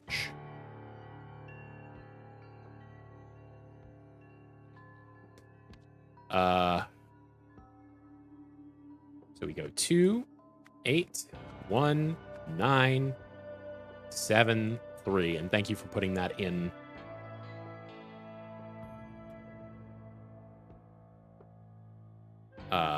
In chat so that I can remember it. So could be decoded as, let's see, 2 is purple. That corresponds to inside. Sure.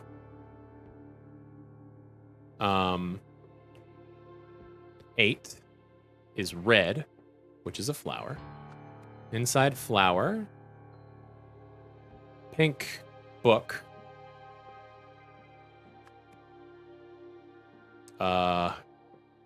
9 is the couch potato, the magenta. Spine. Inside flower book, spine. 7 is Plato, orange, equal. Equals.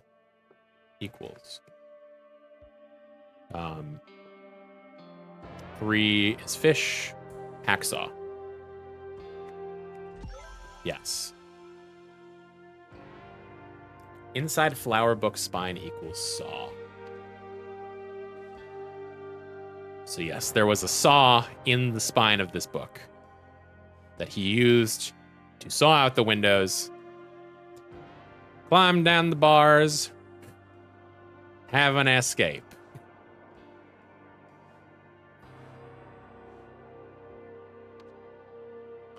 Arthur Blythe, who was in prison for murder.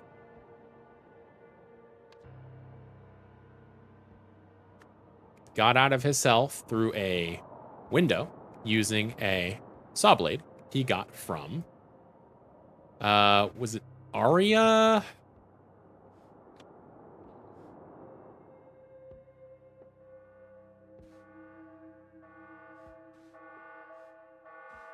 Where was the Stephen Aria? Yes. Stephen Aria.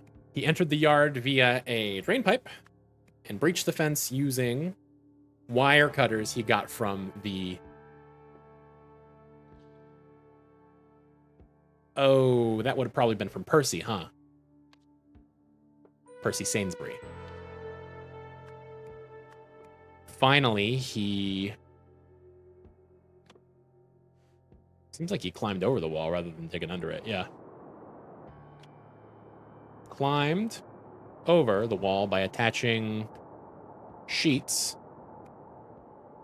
which he got from... I mean, you have sheets. Do you also have sheets? You don't.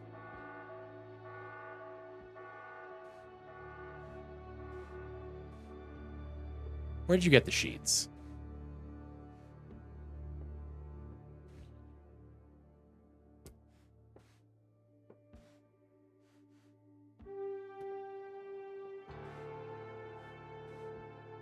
From you? Need you to get me something from your work. What's your work? No, probably not Percy. Percy gave him the wire cutters to make the wire sculpture. Because Percy was invested in his art. What do you do, Jimmy? What do you do?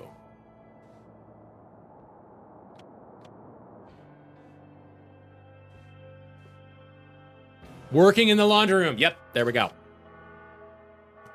Yes, so Jimmy Beswick.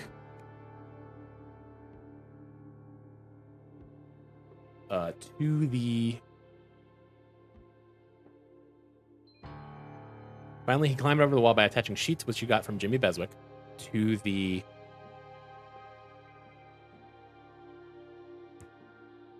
bars from his window? Yes, okay, cool.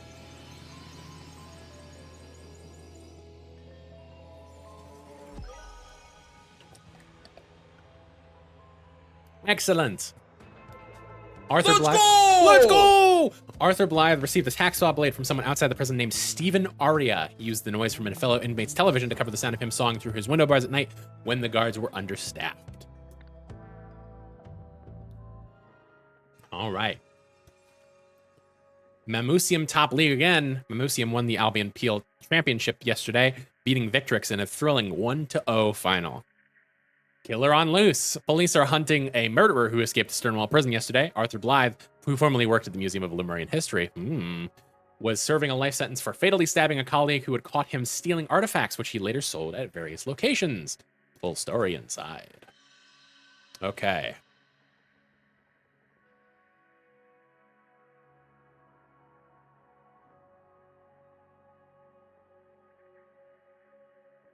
These faces are here, but these are not. This is Jason. And this is Henry Wakefield. But I don't see how those connect here. So I guess we're just gonna move on. Blockbuster release. An immersive experience at the drive-in.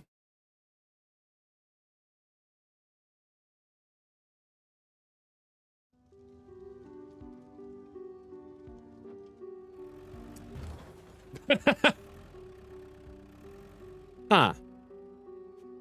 The image isn't distorted and garbled. Hey, bud, what's going on over here? No one leaves. A fresh coffee stain. I'm less worried about the coffee and more worried about the 3D Neptune drive-in theater. Side of the car has been crumpled in the crash. Man is dazed and bleeding heavily. What the fuck is going on here? Collectible figurine. Okay, so this is just a nerd. A ticket stub. Banned for life. Augie Tameen. Office me, maintenance Andy. Projector booth, sick. Andy had to swap in. Okay. Costume competition. Ah, I see. That makes more sense. First place, free tickets for a month. Doug Baxter for his dangerously authentic Bertrand. Definitely better than Parker's. Second place, a popcorn bonanza. Annie Kishimoto. The costume really hooked me. Third place, Marini figurine. Tom Powers, super scary, sharp teeth. Yes. I thought I saw a better version of this character, but he didn't show up to the competition. Okay. So this is Tom Powers. We know that. Because he had the figurine.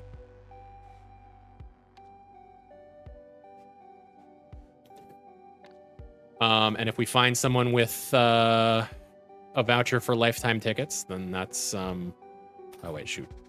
Miss Cunningham, you were right. That weird lady called again. She can't seem to get it through her head that she can't just buy anything she wants. She sent her goon to make an offer in person, but I saw him to the exit, just like you said. I told him never to come back and that no amount of money could buy what makes this place so special, but he didn't seem to listen. Where was the... Oh, it was here. No? Here we are. Okay, so if we find somebody with like a voucher for free tickets for a month, then that is Doug Baxter. And if we find someone with a lot of... Yes, goon. It's a word. Me watching the beginning of RHPS, the movie on LSD. If you specify the S, you don't have to specify the movie. The musical is the Rocky Horror Show. Or rather, excuse me, the P, not the S. The musical is the Rocky Horror Show. The movie is the Rocky Horror Picture Show. But yeah, if there's a hook pun to be had somewhere, then that's Annie Kishimoto.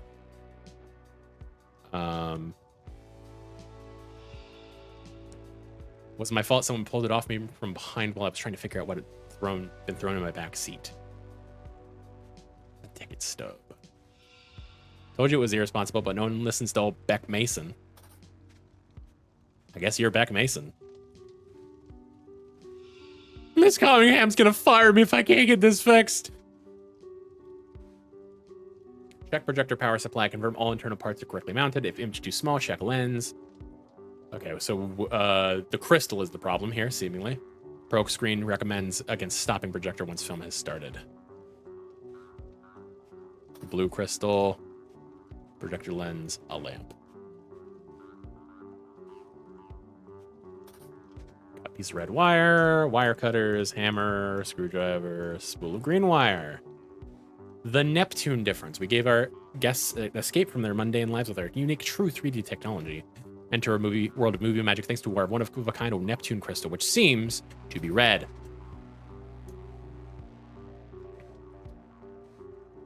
A lemons, a lemons, a lemons, a lemons. Lemons. Mo screen projector Neptune. Was it the Neptune crystal? Was that what it was called? Yeah, Neptune crystal. Neptune projector. Light. Okay. What the hell? It was just a dumb bet. You didn't have to go that far. The blank between Mike and Jenny tonight, we will see blank blank his blank. That doesn't count. You still lose. Dispute. Tonight we will see somebody shit his pants. I didn't know that would happen. Who the hell wears something that dangerous? Besides, you said we wouldn't see it, but now we have. I win. Hope the costume fits and it got to you on time. So jealous you and Mr. Lendl get to see it at the Neptune. I have to stick to a boring, all normal cinema. P.S. I'm with Mr. Lendl on this one. No way Bert's gonna out like that. Okay. It's Champ, actually. I'm starting to regret getting involved. You barely even covered the cost of my transom costume. Move it, Chip. Fire was not part of tonight's plan. Duffel bag containing a note detailing a plan. You're not going to show me the note? Cool. Just have to figure it out. Okay. You must be Anna Kishimoto, I believe.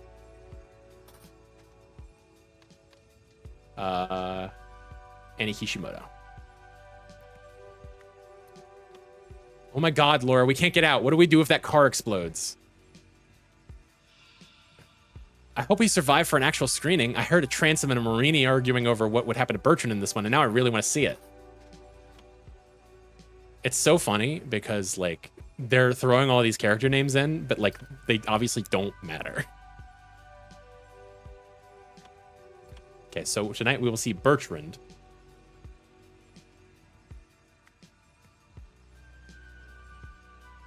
Something. The bet between Mike and Jenny.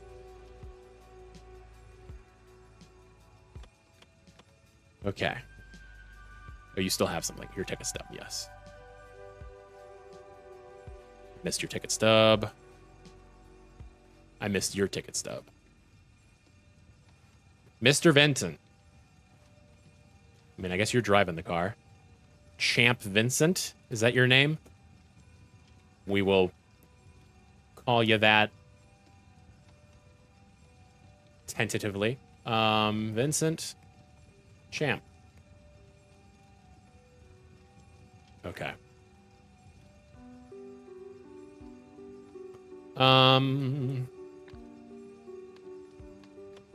Equipment. Oh, here it is. Okay, disguise my identity, need a blank. Get in and out of the drive-in, bring enough blank. Get the staff out of the way with a distraction, pack blank. They may search people's bags, so I'll have my spoils in plain sight. Bring blank. We do not have all of the words yet. Oh, there's a burning car. Yeah. Hi. Warning, do not remove the upper lid unless the fire switch is set to off. Somebody did not set the fire switch to off. Can of blue paint, its label reads, caution, highly flammable. Pair of wire cutters. Okay. Ah, the lock has been damaged and cannot close. Okay.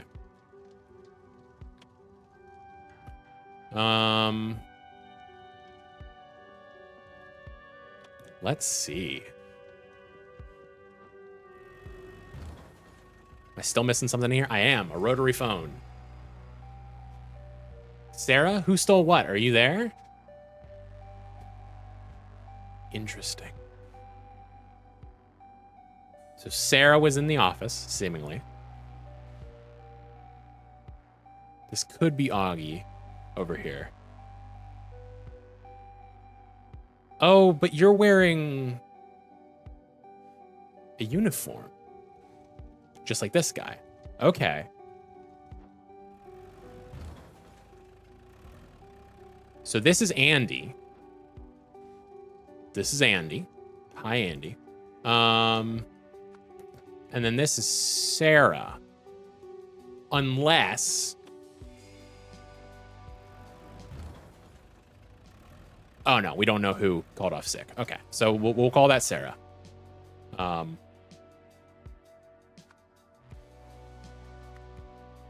Cool.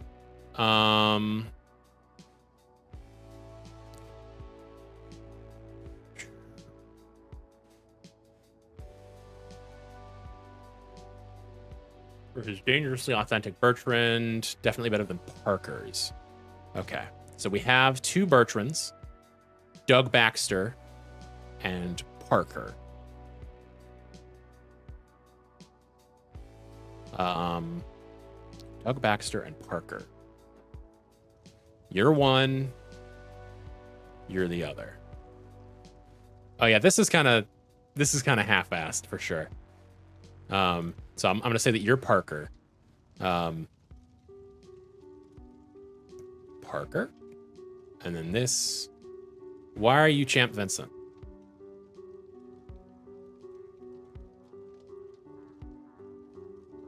Or are you asking him to call you Champ? What? Who's Doug Baxter? Ah, this is the crystal.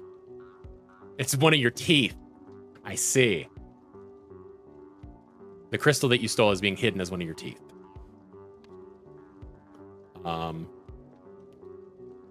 Miss Spoils in plain sight. Bring paint.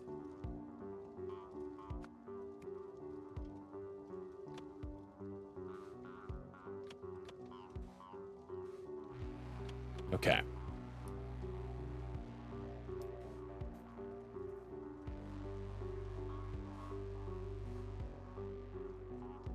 I think that's Bertrand, anyway. There are two... Well, you could be Bertrand.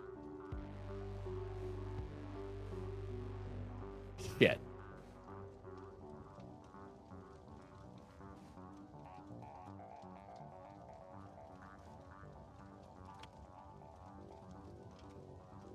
We'll call you Beck Mason, even though that may be the name of the character.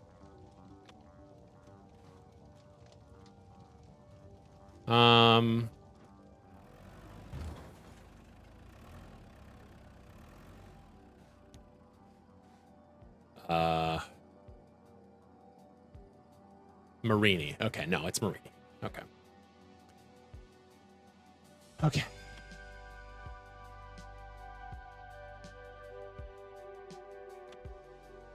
So how do we know?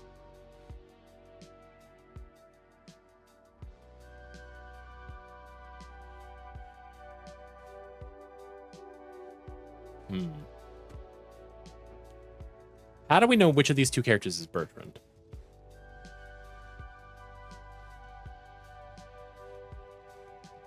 So this must be your hat, I guess. Because you have a very similar thing. So I'm going to assume that actually you're Parker. Presumably last name Parker. Could be a girl named Parker. Could be a guy who looks like that, or, you know, I mean.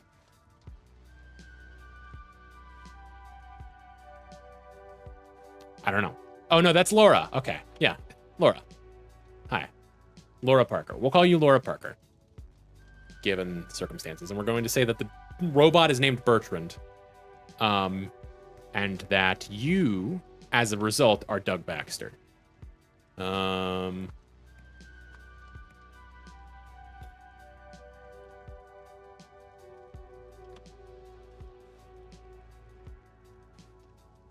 Miss Chen. Okay, so you are a Chen. Oh, and you two had a bet. Mike and Janny. Okay, yes. So you're Mike, and you're Janny. Janny Chen. Okay.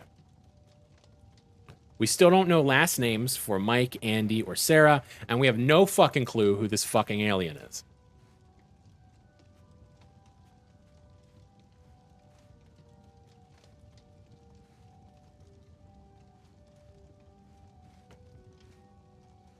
Miss Cunningham.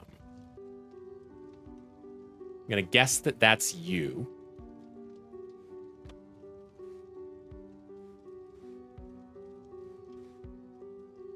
We're missing a crystal.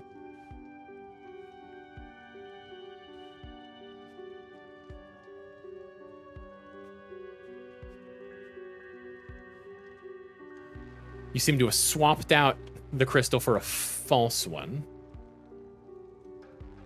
Disguise my identity, need a costume. Get in and out of the drive-in, bring enough money? I guess. Need money for a ticket. Get the staff out of the way with the distraction pack. Wire cutters?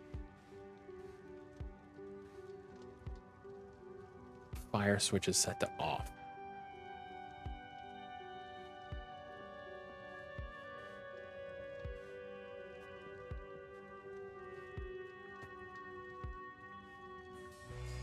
No, you didn't cut any wires.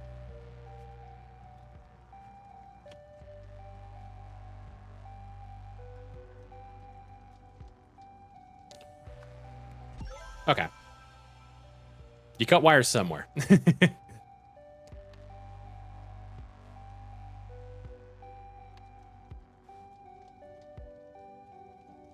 Here at all? No.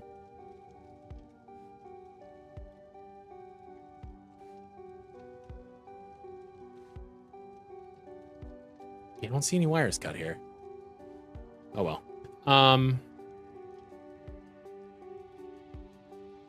Let's see.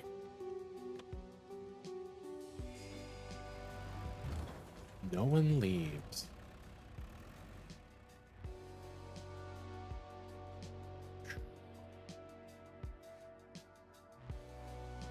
Augie to mean. I mean, that could be Augie to mean. If you're needing a disguise even to just get in, maybe you're Augie to mean.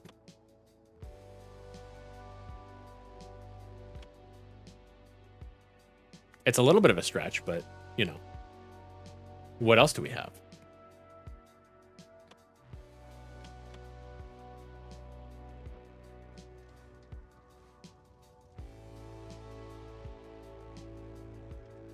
I should stretch.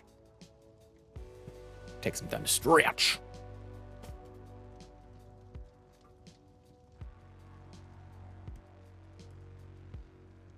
Whoa.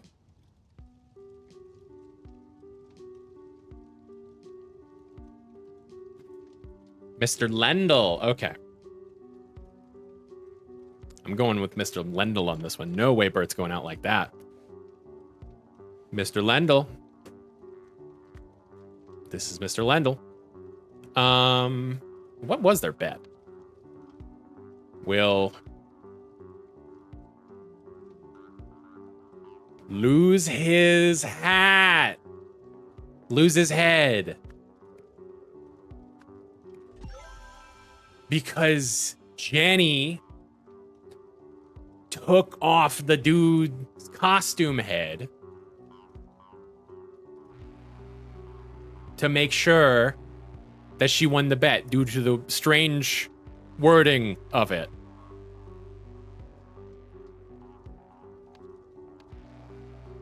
Okay. We still don't know his last name. What names are we on that we haven't used? Champ Vincent, Laura Parker, Neptune is the name of the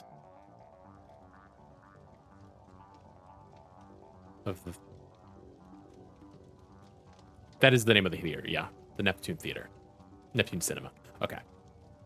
Vincent. Yep. Champ Vincent. Annie.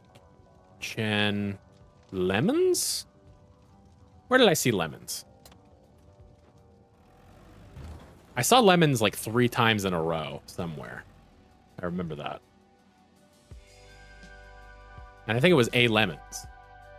Right. Okay. It was here.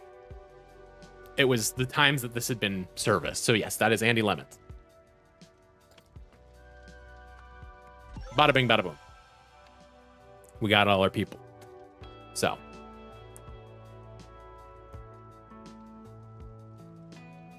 Let me bring those names back up, actually. Sarah Cunningham, owner of the Neptune Cinema, had been using a red crystal to enhance the projector. A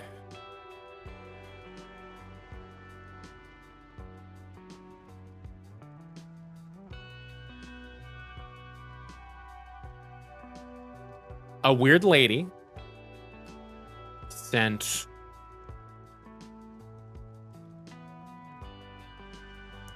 Augie to Mean to steal it? To buy it. But he was banned from the cinema. I've had food now. Good. Enjoy your food. I'll see you great. Thank you. I appreciate you. He was banned from the cinema. Augie Doggy Dilf Attorney? Augie Tameen arrived in costume and stole the crystal, disguising it as a tooth. Bada bing, bada boom. Events 2. In order to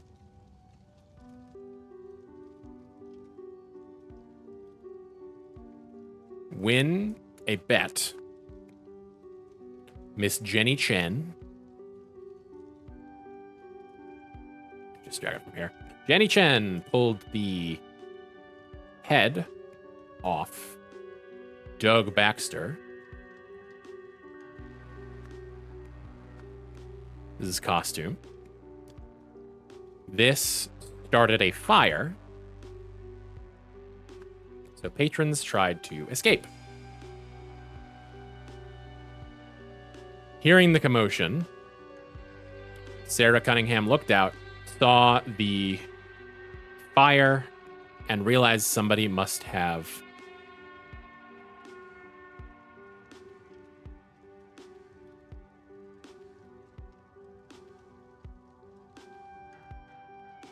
taken the crystal? She then caused a car crash while attempting to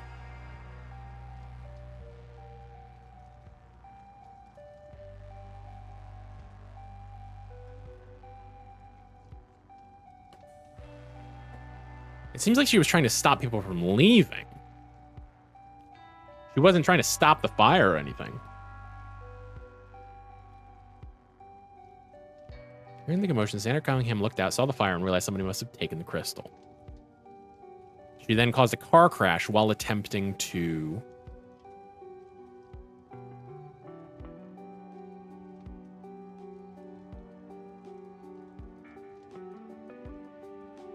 escape the fire? I mean, maybe. Yeah, that's straight up incorrect. It's not even 2 away. Damn.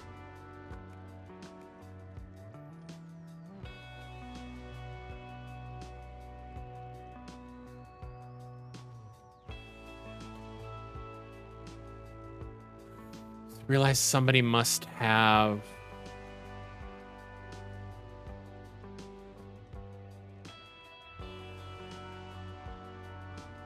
taken the crystal, maybe, while attempting to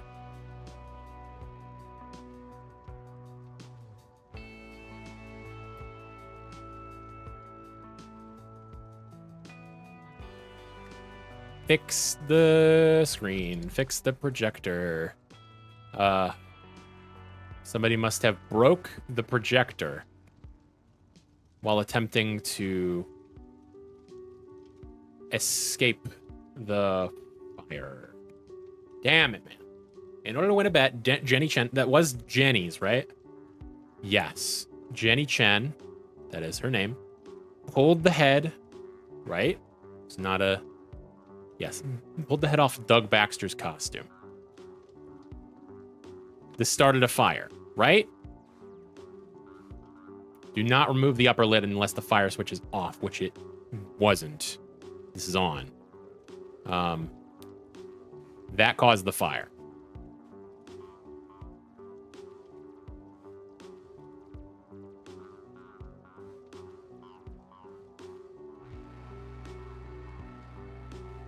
Huh.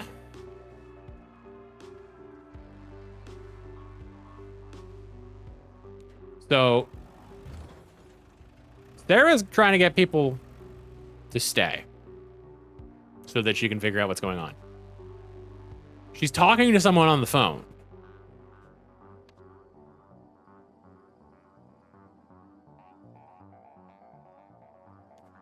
She thinks that someone stole the crystal. I'm pretty fucking sure. We know that that's Sarah. Unless she didn't see the fire. She saw something else. Saw the screen? Yes.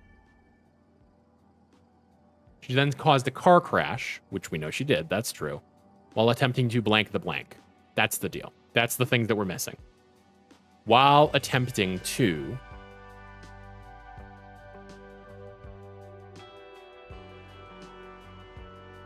fix the projector? No.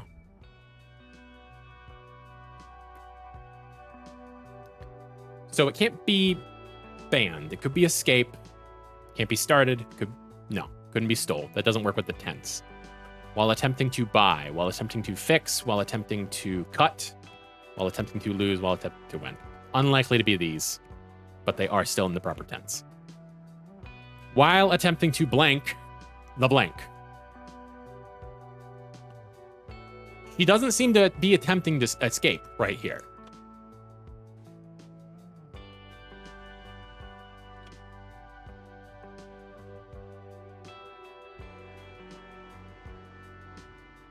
What could she be trying to do?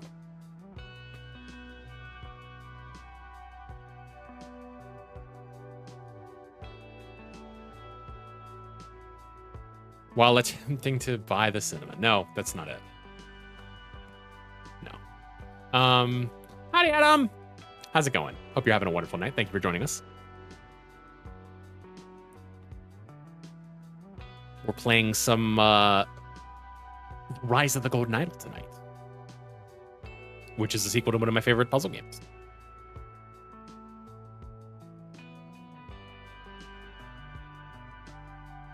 Then caused a car crash while attempting to Escape the office? No. Office isn't even a word there. It's not escape the cinema. Tried that. Trying to level my Olivian Wood Elf Ranger up. Nice, nice.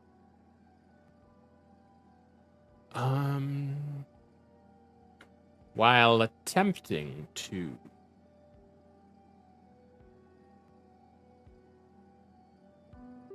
What are you doing? Drink the coffee.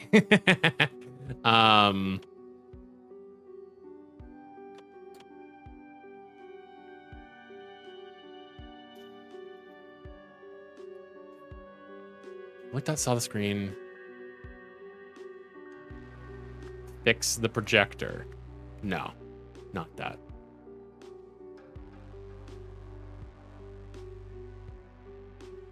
Cut the weird lady.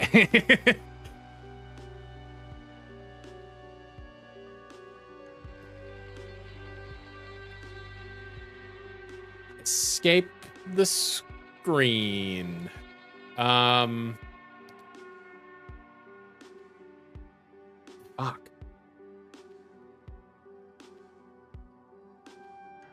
What were you doing? Okay, you spilled your coffee. Here you spilled your coffee.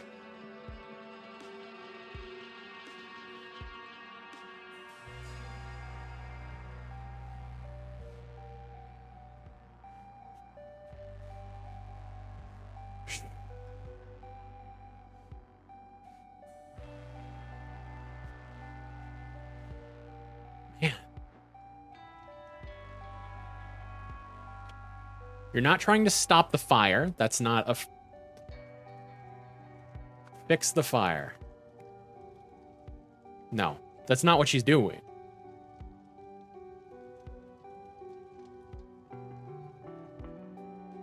To win the money. To fix the tooth.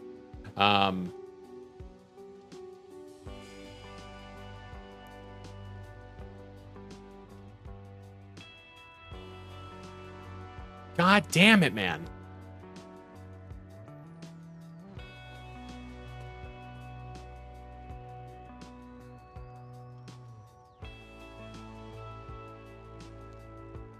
Caused a car crash while attempting to.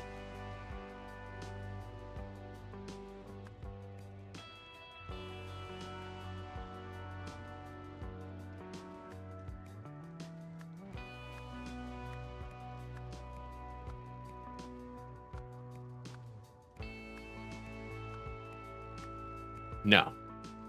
She's near the exit, but that's not it.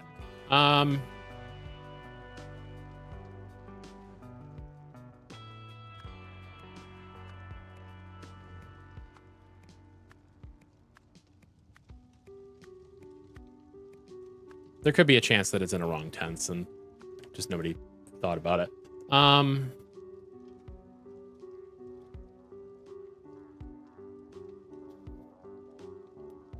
Fix the screen? I mean, I think I already tried that. No, yeah.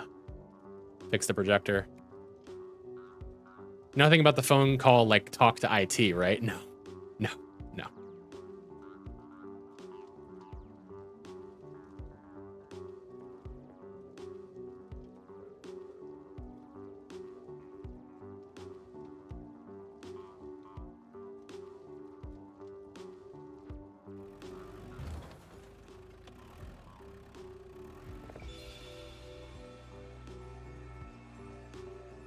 I missed this somehow. Porbo joins the fight against the evil captain. Block! Damn it, man. Okay. Damn it. I didn't have a verb, that's why. I totally thought that I had everything. Okay, so you're Bertrand.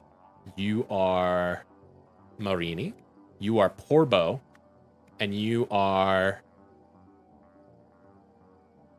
What the fuck was his name? What was your name? powers. Fuck.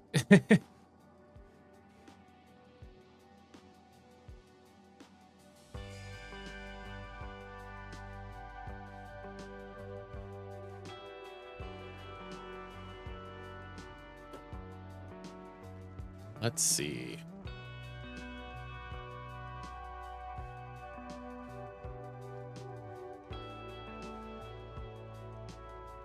Transom. Okay.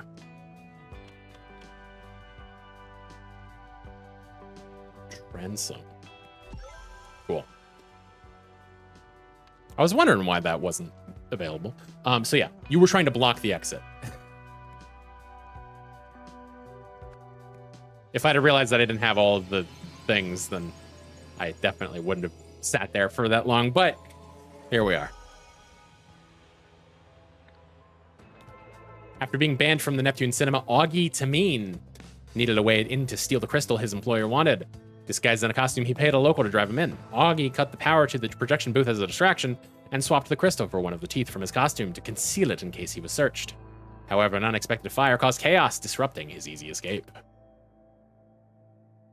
Perfect. What makes you think you'll succeed when no one else has?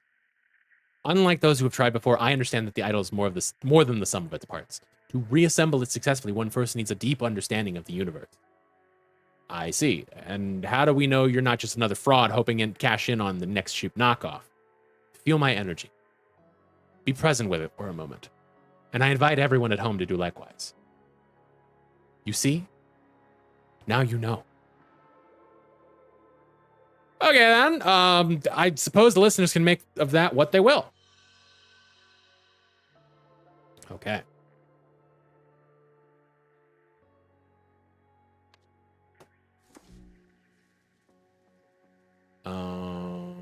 Nope, that is the same. I still don't understand yet how these are tied together. Golden idol, true. Truing. It's true. The mythical golden idol of from its owner, presumably. Arranged prison escape. I do know that. Let's see. Arthur Blythe. Aria. Stephen Aria. That's the one. Stephen Aria. The blank space sounds. Thank you. How are you today, Rapto? Hope you're having a lovely night. Thank you for joining us. Are you familiar with the case of the Golden Idol or its sequel? Because he knew the of the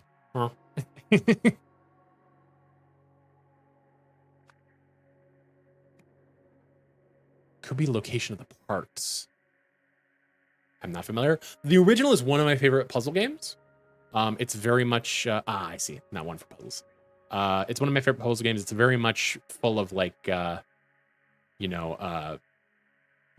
good deductive reasoning, very Return to the Obra Dinn, if you're at all familiar with that. But of course, if you're not one for puzzles, then, yeah. But yes, we've been having some fun working through this. Essentially, the concept is that there is this golden idol that is an ancient artifact from Lemuria, which is a stand-in for India, basically, in this fictional history world.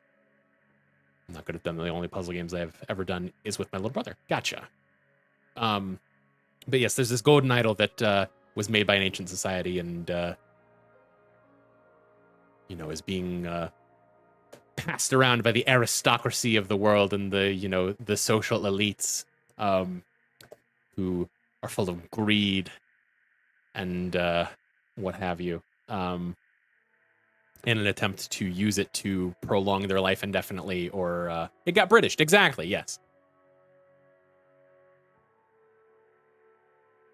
But yeah, it's you can use it to like take years off of someone's lifespan and then add it to your own, or take matter from here and put it over there, or take heat from an object and then put it something over here to light it on fire, whatnot, spontaneously combust someone. Okay.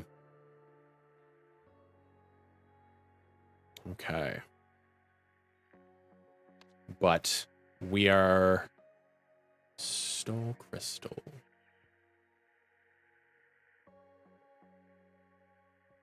The whole thing is about the transfer of things to another. Yes. As far as I know, it's essentially there's like, and we discovered this for the first game. It hasn't really been addressed here, but how it worked in the first game, which it could change. It seems like they're trying to reassemble it because it was broken at the end of the first game. The idea is that it has 3 sort of runes that act as a command. And so it's like add heat matter, that sort of thing. You could totally use it to trans someone if you tried hard enough. True. Add penis matter. Or remove penis matter. Anyway, we've seen some grisly scenes, but we have one more before we can put the cap on this this chapter here, and presumably that will take us to add schmenis. Presumably that will take us to time for bits to start and for us to raid out.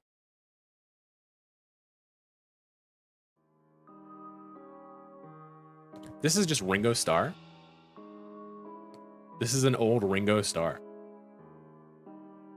Can I add penis matter to myself if you want? Poor professor just isn't cut out for this. Should have listened to me. Classic Martini is $20 dues. Harley's Ghost is 15. 7 Seas Special 30. Death in the Evening is 10. Surely that will be relevant. Asking for a friend's friend who definitely isn't me.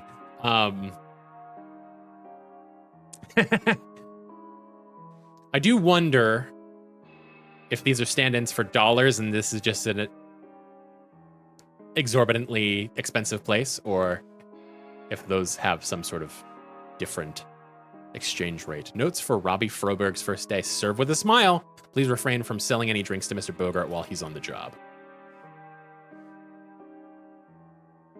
Okay, so you do seem to be Robbie Froberg, considering you are a service guy. Robbie Froberg. Guessing that you're Mr. Bogart? Going once, going twice. Sold to the movie star. A ring of keys. And an auctioneer's gavel. Ooh! Oh, so this is, in the first game, there was a secret underground society that was, looking for the idol and very full of the rich aristocracy, and they all, were very cloak and dagger, and they wore masks to disguise their identity. And this is one of the masks from their clans. Were these the Dark Beasts? It might have been. Or no, Dark Hand, Proud Beast. Proud Beast is what I'm thinking about. Dark Hand, Proud Beast, and I forgot the third one. Regardless. 7 Seas auction on August 13, hosted by Nils Wymington. Nils Wymington. I assume you're Nils Wymington. I don't know that you would be considered a host so much as an auctioneer. But 7 p.m. opening ceremonies. It is currently what? 7:45. 7:15 start of auction. 8:10 cocktails and collections. Sold lots will be retrieved by the property manager at the following times: 8:15, 8:25, 8:35, 8:45, 8:55. 9 p.m. closing ceremonies. And this is almost 9. About a quarter till. We've got the 4 cocktails in question. But again, Robbie was right. Why did I even come? He gives me very you know what? This is fucking Harry Dubois. This is the guy from Disco Elysium. Robbie was right. Get on with it. The next lot, the ones that matters. 18K. You got 31K, 3.1K. This will look stunning in my entryway, and for a steal of a price. The museum doesn't need an Albion relic anyway, but perhaps I'll bid on the Adrian lot. You have a checkbook. Disgusting mask. I failed to rescue Lot 1, but Lot 4 will return with me to the motherland. This text is used to denote that they are speaking in a different language. Yeah, Lemuria, okay. Specifically, that font is used to denote Lemurian text. So, there you go. You don't look Lemurian, from what I know, but, I mean... I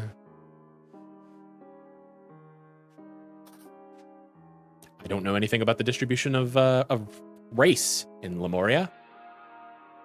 Interesting. Wonder if I can get Miss Knightley's autograph.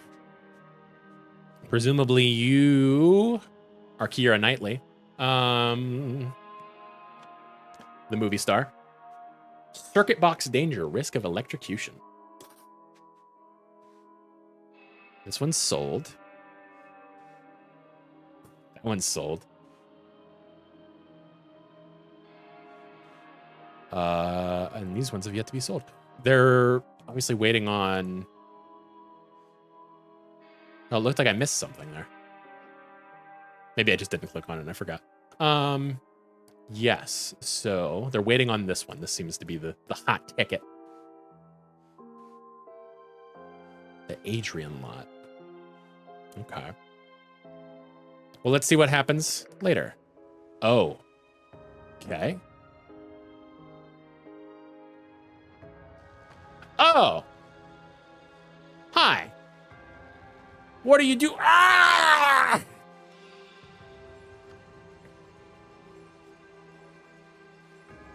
Out of my way. In neutral voice that doesn't denote that I know who this is. It's time for plan B. I'll distract Bogart. You grab his keys. Esoteric totem.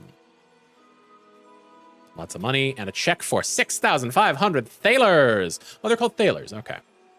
Dollars. Aurelia Winston. Well, we know who you are now. Aurelia Winston. What about my statue? Stop pushing me. It's only a power outage. Oh, do I have to do math on the fucking money? God damn it. Now is not the time, Mumati. We all need to leave immediately. Dr. Toussaint, 1 death in Eve. Mrs. De Silva, 1 martini. Miss Navari, 3 SSSs. Ah. Sorry, I clicked out the window. I don't think it changed anything on your side, but it spoke to me. Mask. Creature unknown to science. The lights are finicky. Nothing to worry about. Are you gonna buy me another drink, Tessa? To my biggest fan, Erwin, stay sharp. Summer. Oh, the lights went out. Who's touching me? Nobody move, you'll step on my new Lunken centerpiece. Or you'll please calm down.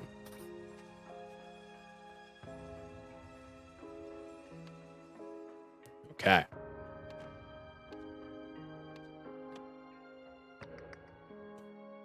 All right. So.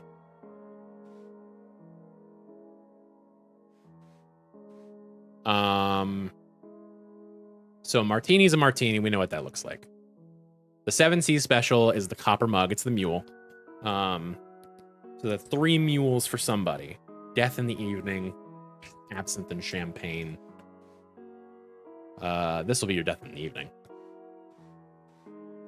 And then Harley's Ghost is the tall highball.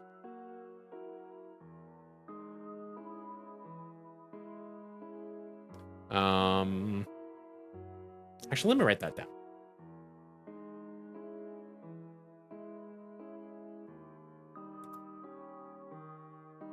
Harley's ghost. The highball with the lime. Triple S is the copper mug. Martini's a martini, of course.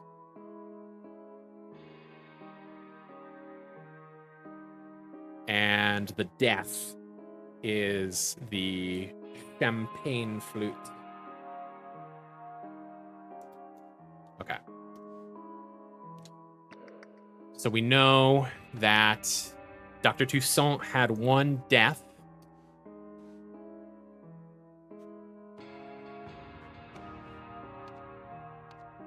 Man, this is gonna suck balls. Gotta fucking count up all this money.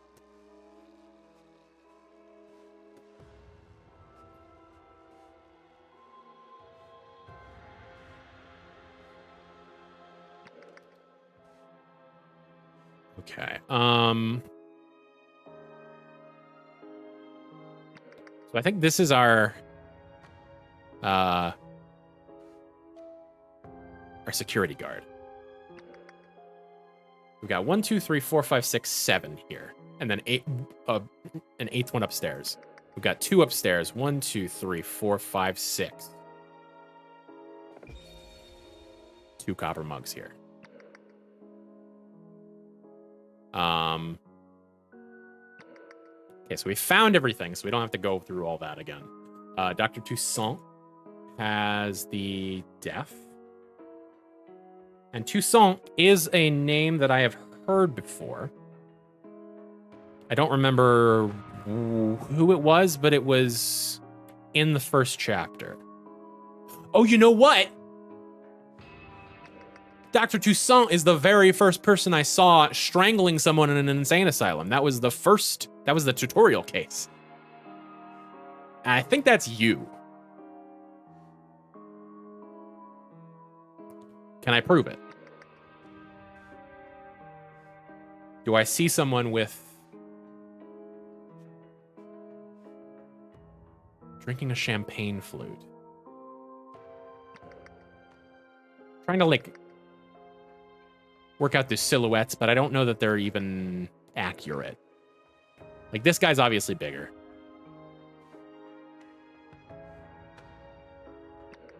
You've got some tall hair that should presumably take up a good part of your silhouette. Seemingly she's gone.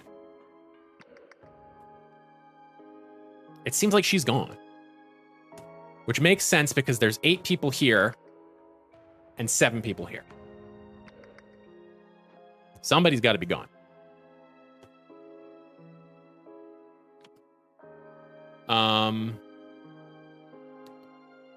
So I'm fairly sure that you're Toussaint. I forget what your first name is. Or maybe you're related. So maybe not. Because I don't remember you looking exactly like that. But also this takes place years earlier, I think.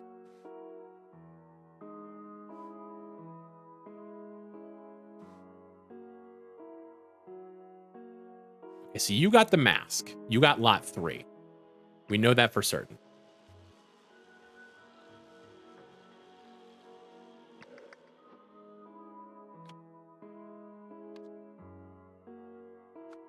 Lot 3 is the mask.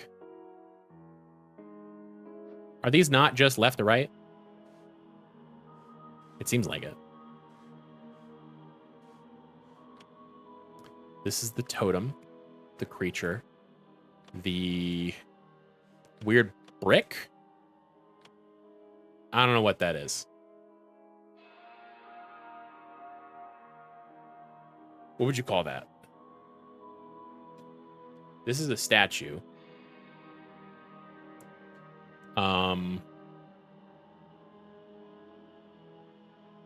It's not a creature.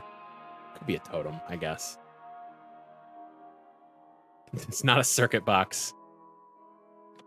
Seal? Yeah, maybe. Before it, like, showed them all to me, I thought. Oh, no, it only showed it when they're outside of the box. Okay. So who... has the seal gone somewhere? Ah, a seal. Yes, okay. Or... So yes, Miss Knightley has purchased the mask, which is from Albion.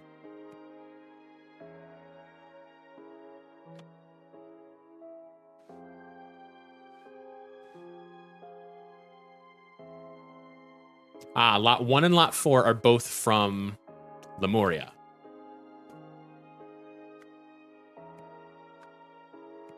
Which makes sense because we did see seals like this one from Lemuria in the first game.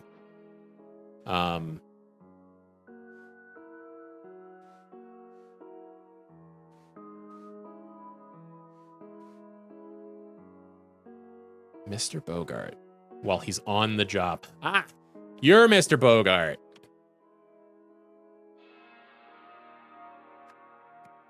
Because he gets sloppy drunk. And we know this.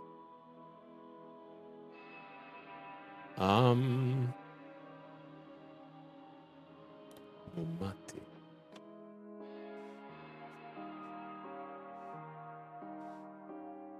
Okay, so... do we have any record of the lots that were purchased?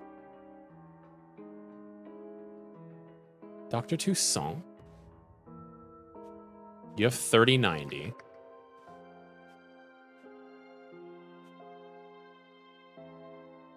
That's only $90 less than this. I mean, if you're outbid, what would you get for $90? Oh, drinks, duh. But if it's only one, that only costs 10 thalers. So, like, what? Hang on. Okay, so we know we're looking for Miss Navari, who bought 3 of the 7 Seas specials, 3 of the mules, which costs $90.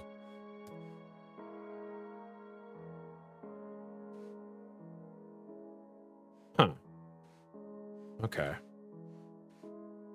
Well, those mules were next to your chair. Maybe Tessa Navari? That makes sense.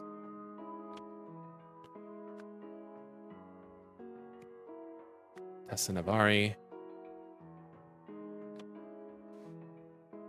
Mrs. Da Silva had 1 martini. Do we see anybody with a martini? My statue. Stop pushing me. It's only an power outage. Mumati. Mumati got the statue. Mumati Da Silva. So I don't know who that is for certain.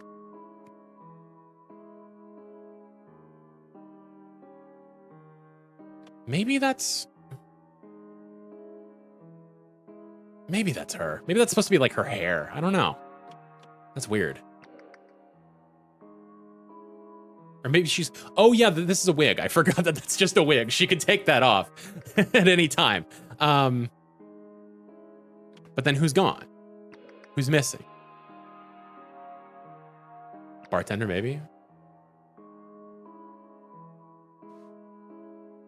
Yeah, no apron. So yeah, maybe he's just taking off the... yeah, okay. I buy that. Okay.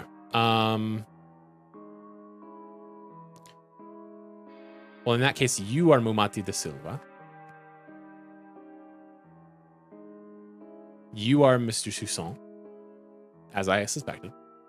So we have Robbie Froberg, Bogart, Nils Wilmington. Knightley is on its own. Aurelia Winston is one we know. Tessa Navari. Toussaint is on its own. So we have a few remaining names. We have 3 unpaired names, and we do have 6. So we know Bogart is a last name. We know that Knightley is a last name. And we know that Toussaint is a last name. Where did we get Irwin? We had to have gotten it somewhere.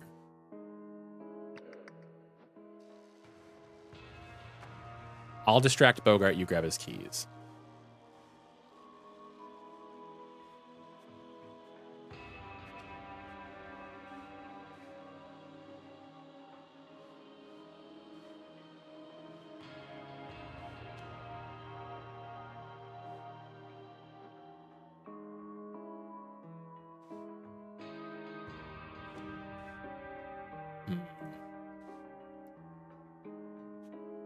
Oriel, please calm down.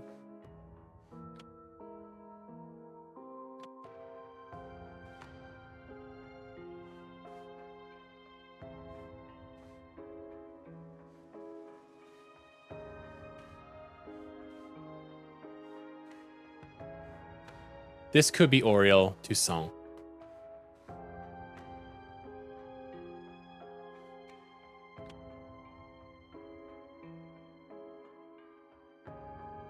I'm going to say Oriel Toussaint, Summer Knightley, Irwin Bogart. No. How about Irwin Toussaint and Oriel Bogart? No, not at all. I'm totally wrong on something or other. Maybe...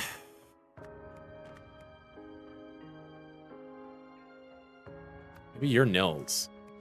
No. Okay. Shit.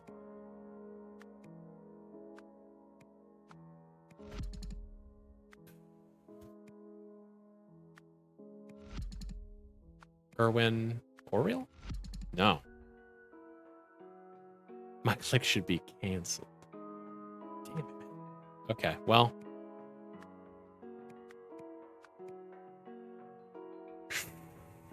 Scheiße.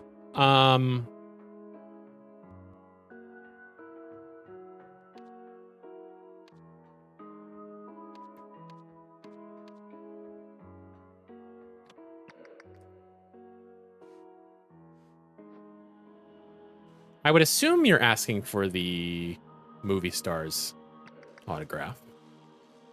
Aurelia Winston. She was the only one with a checkbook, right?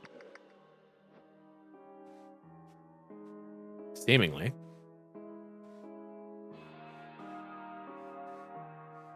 Yeah, everybody else has got cash. Poor professor just isn't cut out for this. Should have listened to me.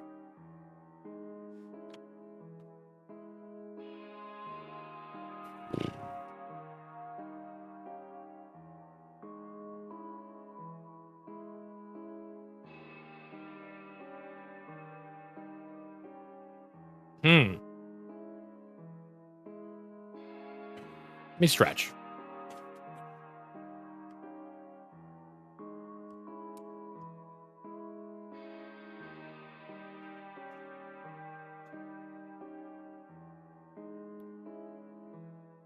Okay.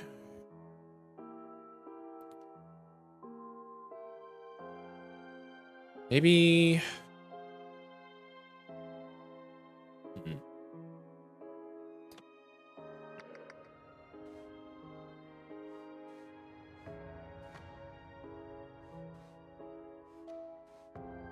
Oriel.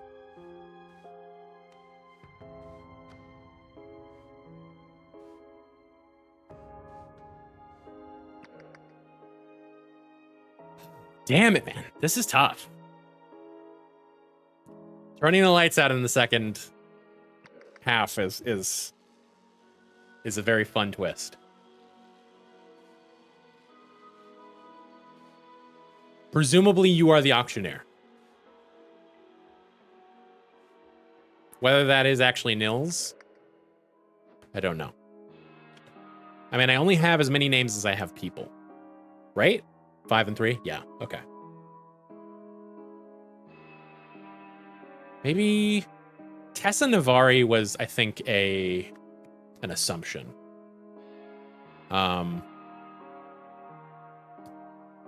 that she bought him 3 mules and it was next to her chair, but it was also off to the side.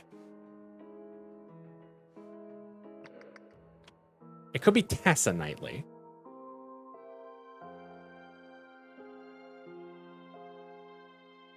In which case...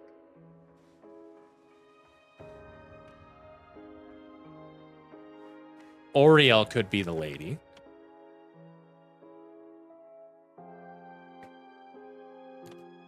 He was wanting to get her autograph. Oh, no. It is Summer. Okay. Yeah, Summer Knightley. That's great. This might not be Momati. You might be Momati da Silva.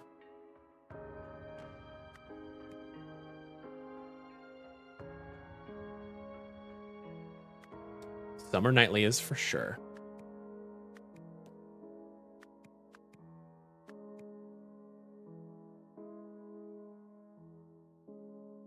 We need a Bogart.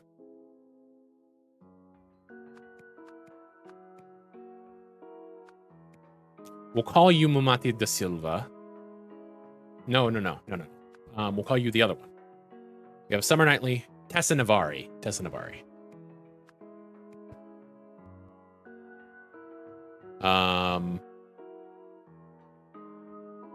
Which means that you can be Oriel and you can be Erwin. Hey, okay, cool. We got there. Now just to figure out everything else.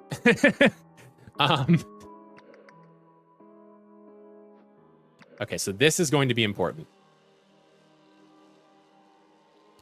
Bidder A4. Bidder S3.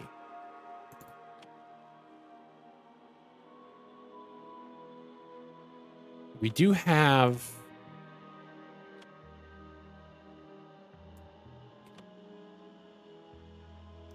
Okay, so if this is first name, first initials, then you should have... I don't know who that is. I'm guessing it's you, because the silhouette seems to be right. So, well, maybe. Maybe, I don't know. Has she been drinking? No, she hasn't.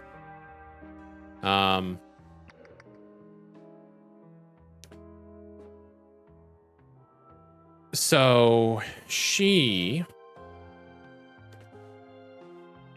should have, assuming that this means summer, she should have 7,000. Well, no, she should have 5,000 less thalers. So she should have 21,000. Checkbook, 19. 3090. 17,910. Nobody here has that amount of money.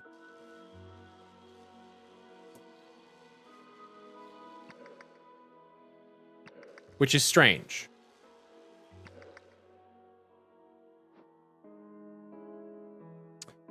Maybe, well...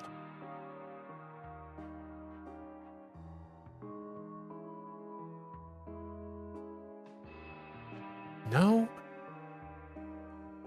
Actually, wait. If you bought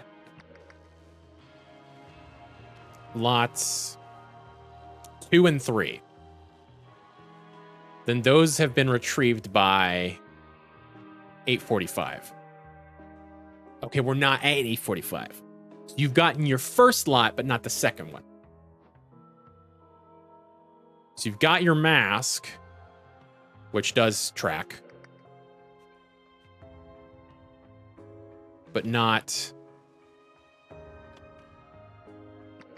the statue. Of course, the statue is the one that we're after.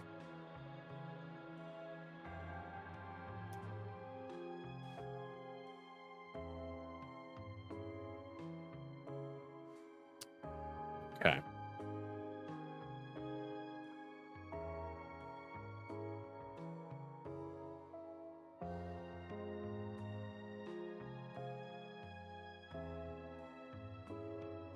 Hmm.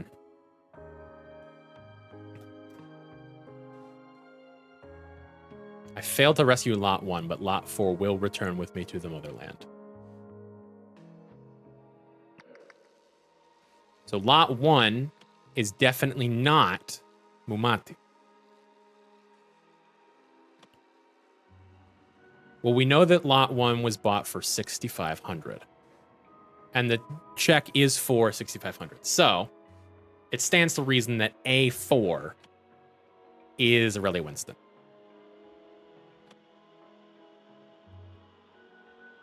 Although, where did she get the cash from? There's only 7,000 in here.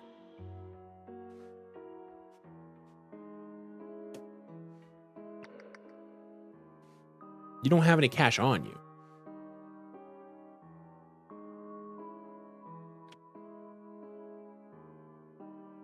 Huh.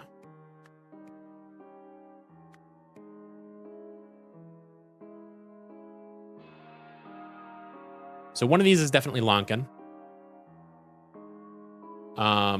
And then one of them has to be Adrian. I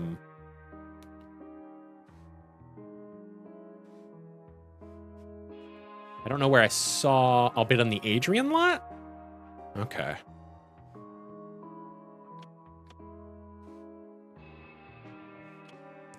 So you tried to get lot 2. Or no, lot 3.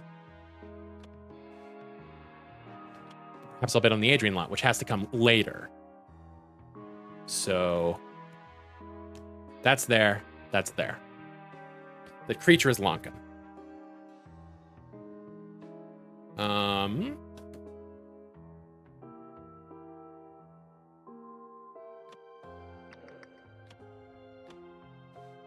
Step on my new Lankan centerpiece.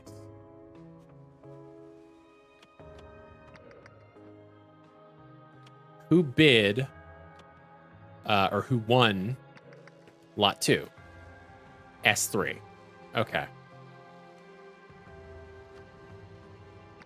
So that's her 7,000. Oh, because, yes, because we have only collected the first 3 at this point. That's why there's only 1 check, and yes, I understand now. The $7,000 from Summer Knightley is in because, yes, and that's why there are check marks there. Yes, that makes sense. Okay, yes. So Summer Knightley has gotten these 2. And then M5 and another Aurelia Winston. M5 must be Mumati da Silva. Okay. Perfect. So now, like, what actually happened, though? Like, importantly, what the fuck is going on over here? That's a bit that's probably more important than, you know. Oh, who bought the things? Well, I mean, important to the investigation for sure, but, you know. We're figuring it out. Okay. Just making sure that Bits isn't streaming already. Okay. At the Seven Seas auction, blank blank was blank by blank blank for the blank blank. And so blank decided to steal it instead. So we're looking at, to my understanding, Oriel Toussaint.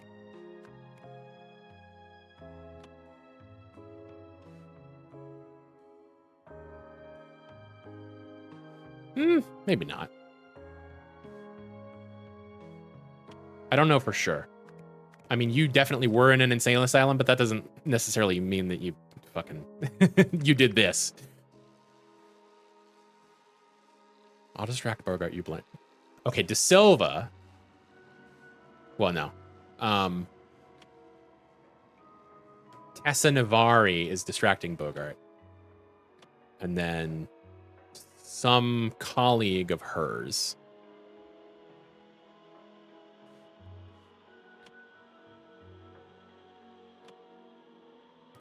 Tessa didn't get anything, in fact.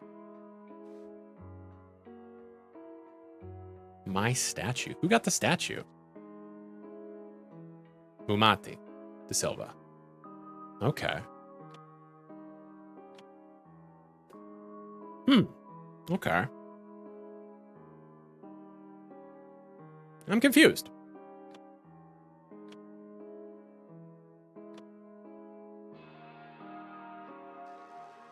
Notably,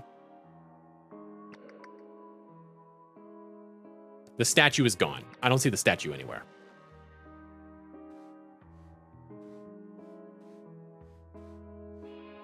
So regardless of who it belongs to, it just kind of hit me at the continued mention of not Keira Knightley that I showed you my Gay Awakening movie scene this last Christmas in front of my family and didn't acknowledge it out loud because of aforementioned family in the room.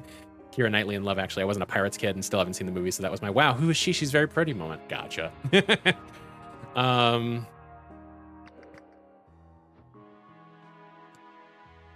So yeah, I think that Tessa has absconded with the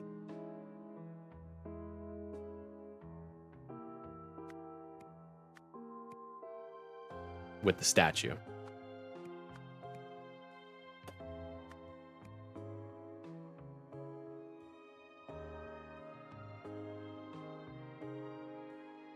Well, shit. Somebody was outbid by Mumati da Silva. Which, how much did you pay for it?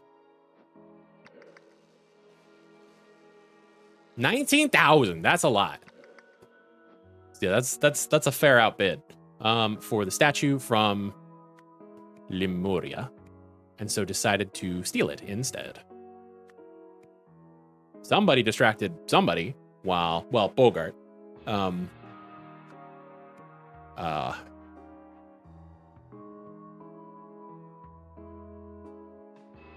Tessa Navari distracted Erwin Bogart, while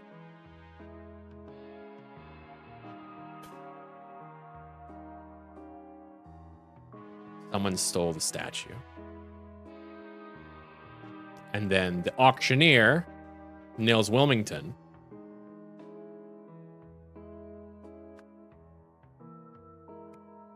discovered them stealing the statue upstairs, and a fight ensued. Well, if you were stealing a statue... Oh, no, you do have the statue. Never mind. Okay. I don't know why I forgot about that. Okay. And a fight ensued. They pushed Nils Wilmington into a circuit box with a cane. Yes, a cane. His cane, as a matter of fact. That doesn't help us much to figure out who it was. So I'm pretty sure that everything here is correct. We just have to figure out who this guy is. It could be Oriel. Could be Robbie, but I doubt it. Should have listened to me. You are a professor. Robbie was right. Yeah.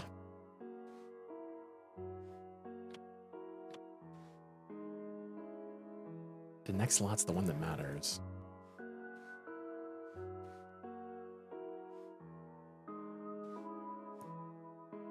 They are sitting next to each other, which does suggest an ability to conspire.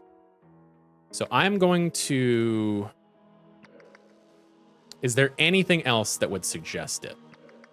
You've got the keys. Those are from Robbie. You have nothing else. Can I prove that everybody else is downstairs? So we have the seal.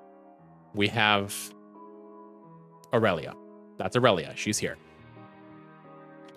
Lankin. So this is Summer.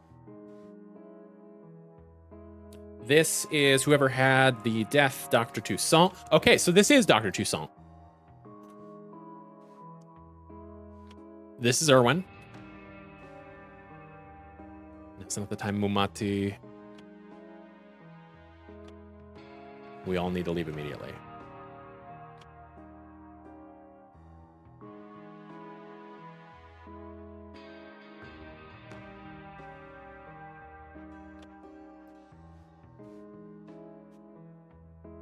$17, $9, $10. So you're not the bartender.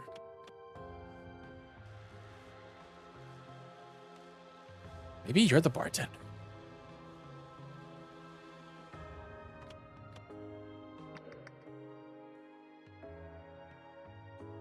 Huh. 1, 2, 3, 4, 5, 6. Oh, everybody's here. What am I saying? Everybody's here. So yeah, we just need to figure out who's downstairs. Should we show you the first moment you see her? It's a blur shot of her that slowly goes into focus with Kira walking down the aisle at her wedding and smiling ear to ear. And God, she's so cute. You're so gay. You're so fucking gay. All right. So, Mumati. We don't know who this is, from what I can tell.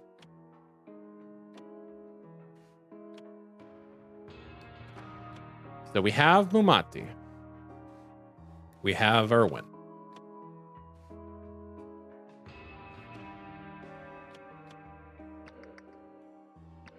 Maybe this is her hair. It could be.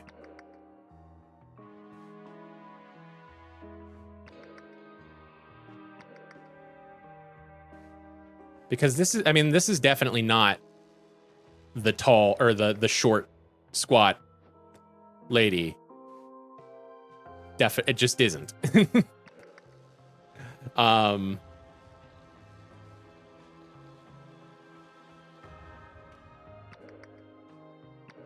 So we've got Mumati, we've got Tessa, we've got Irwin, we've got Professor Toussaint, we've got Summer,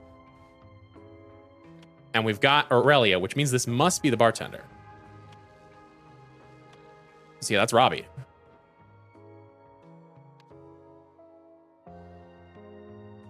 Robbie Broberg. No. He was not trying to buy it. Tessa Navari was. Robbie Broberg. And this is his first day, so that would make sense that... Oh, piss in a cup.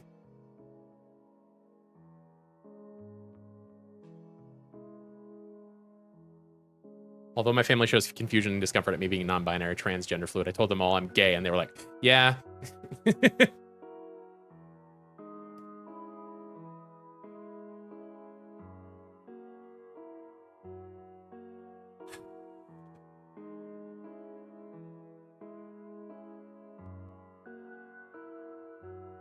Damn it, man. What is... So it's just one.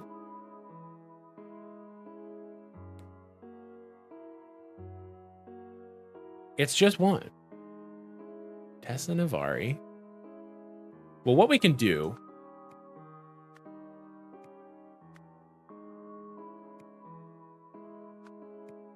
Oh, does it not let me do that?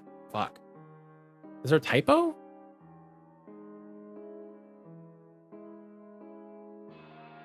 Or is it just a, is it a verb, maybe?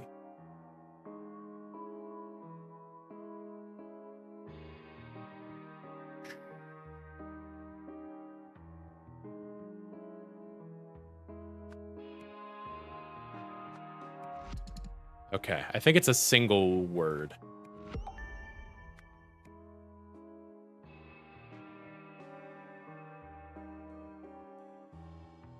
So Tessa Navari was outbid by Mumati de Silva. Objectively correct for the statue from Lemuria. She wanted lot 4. She said so out loud. She decided to steal it instead.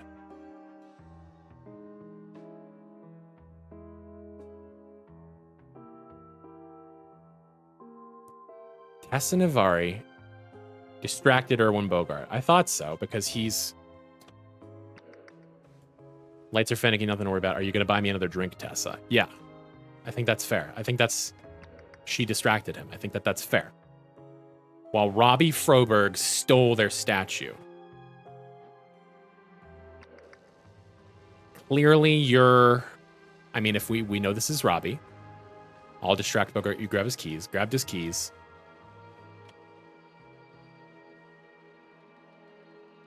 Stole their keys.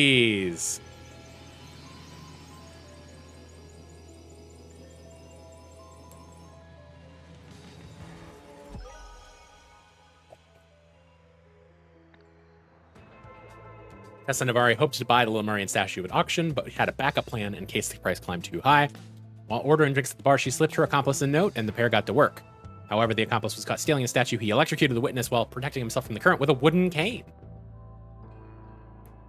What a clever boy.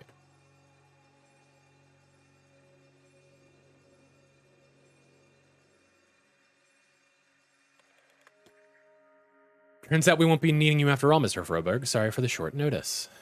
Not to worry, if anything else opens up, you know how to reach me, and please call me Robbie.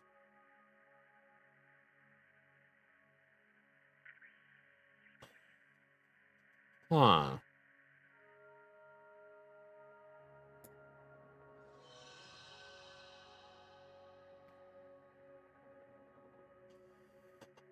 Huh.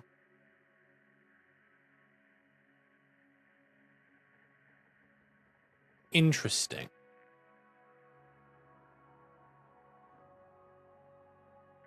Okay, so you... Same person. These are the same person, obviously. This is Tessa Navari, I'm pretty sure was her name. Yes, Tessa Navari.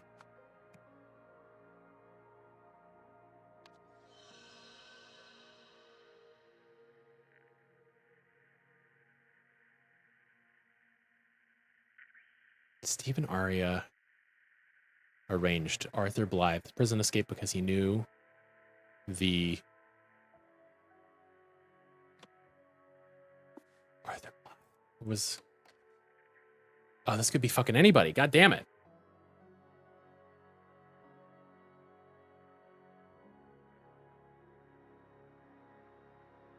I mean, this does sound like a guy who would be, you know, making art in his prison cell. Tranquix.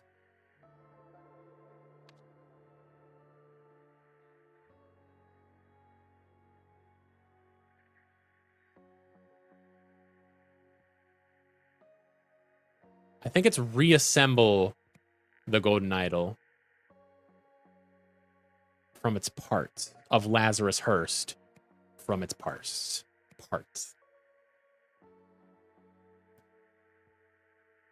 Knew the function of the parts, maybe? I don't know who Stephen Aria is.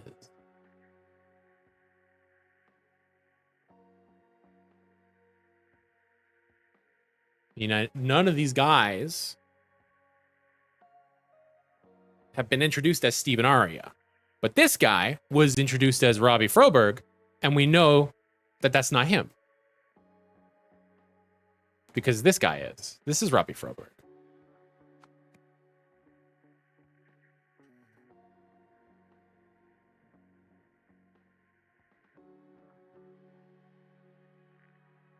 This guy's fucking nothing. This guy was nothing. She had nothing to do with it, I'm pretty sure. He had nothing to do with it.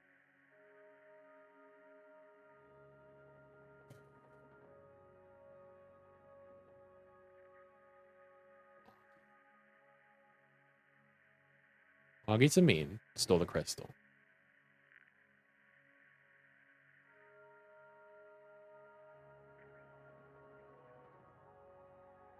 It's So Arthur Blythe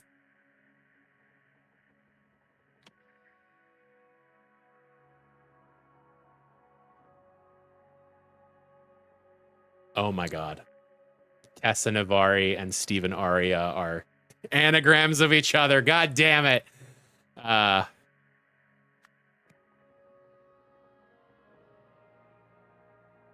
Yeah. I bet they felt very clever when they did that. Clever little boy, you. Um,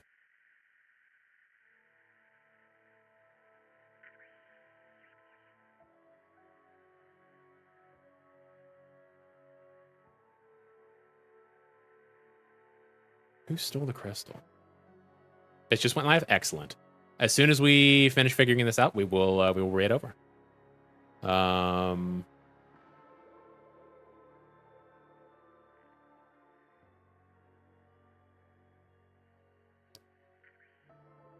I do worry. I do worry. I feel like there's a little bit of resemblance here. Oh, man. There's a little resemblance here, actually. I mean, fuck. Arthur Blythe escaped prison. You could be Arthur Blythe. I could see that.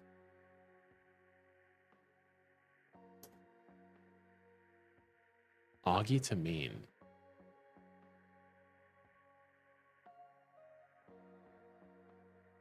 You mean you were wearing a costume, so like...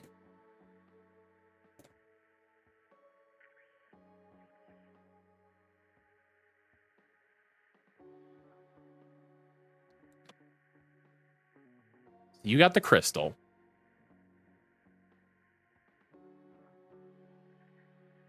You got the statue.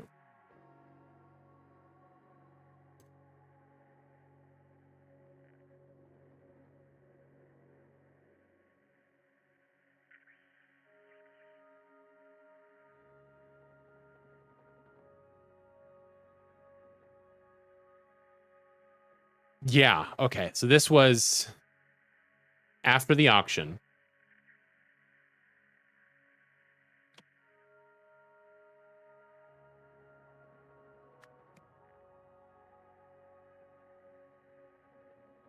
We will call you Robbie, but I know that that's not your name. Arthur Blythe escaped prison. It's not you. I would say that these two look like the same guy, but they're in the same... that you see them in the same place. So... Damn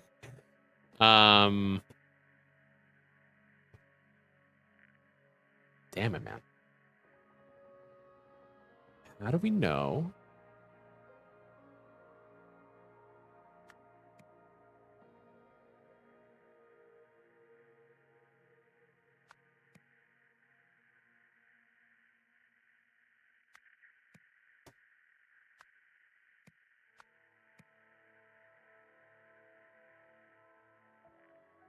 Is this also a... No, it's not also an anagram of somebody's name. Camp Vincent. I mean, that's your name. Damn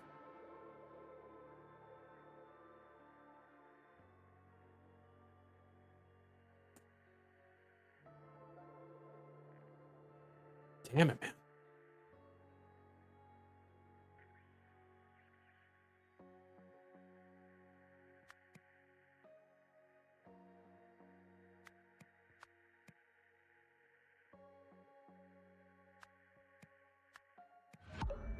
Okay. So we're actually not far off. It might just be knowing your name.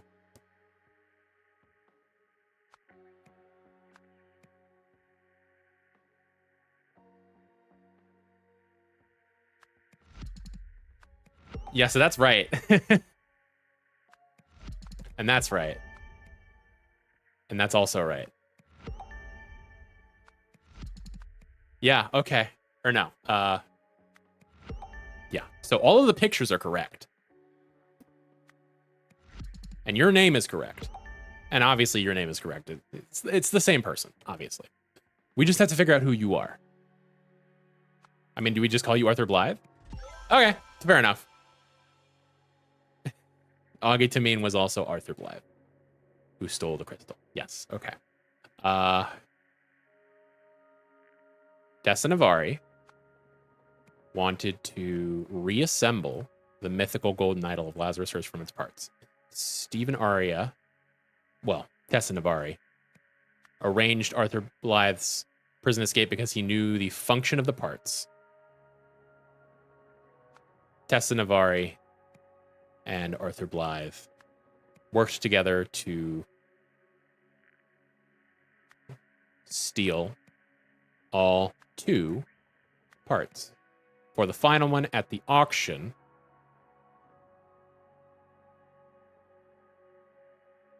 Arthur Blythe resorted to murder.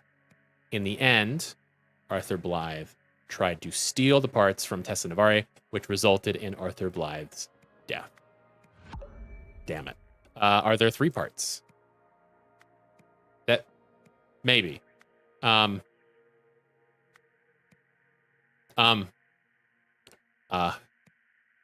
about we... Okay. So we know that there are 3 wrong.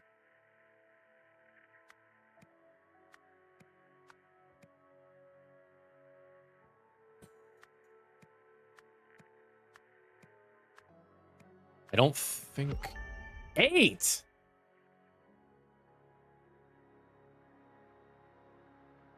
Where'd you get 8 from? Huh? Hang on. What?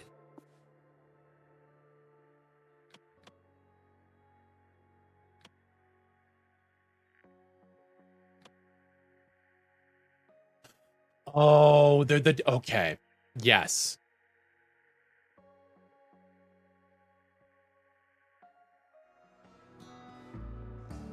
Eight. Duh.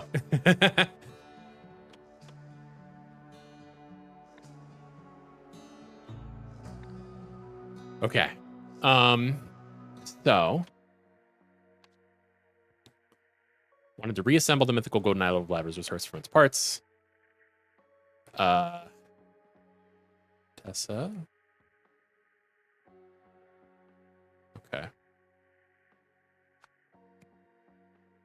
We know that there's one other thing wrong.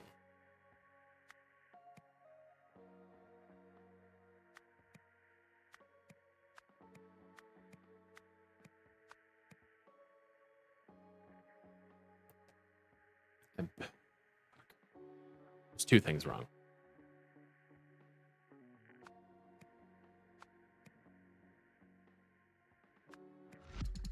Okay. So steal is correct here. Now there's one other thing wrong.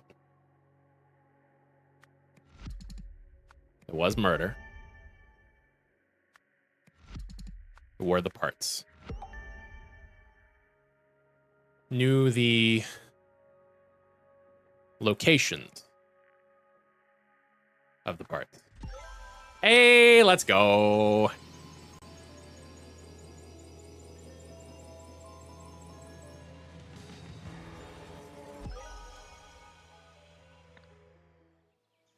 All right. Behold, our time has come. What are you weirdos up to? The machine. All right. 2 chapters down.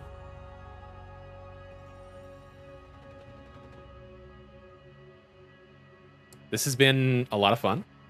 I'm enjoying it a lot. I'm definitely looking forward to playing more. I don't know if I'm going to come back with more tomorrow. I don't know if I'm going to stream tomorrow, period. I'd hope to, since I'm not going to be, streaming so late tonight, like I would be on a Bits stream. But yeah, let's send it on over to Bits. And go watch him play some Ruin.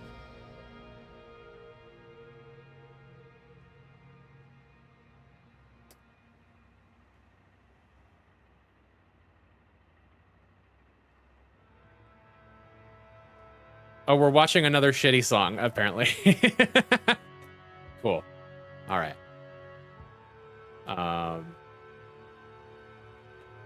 Yeah.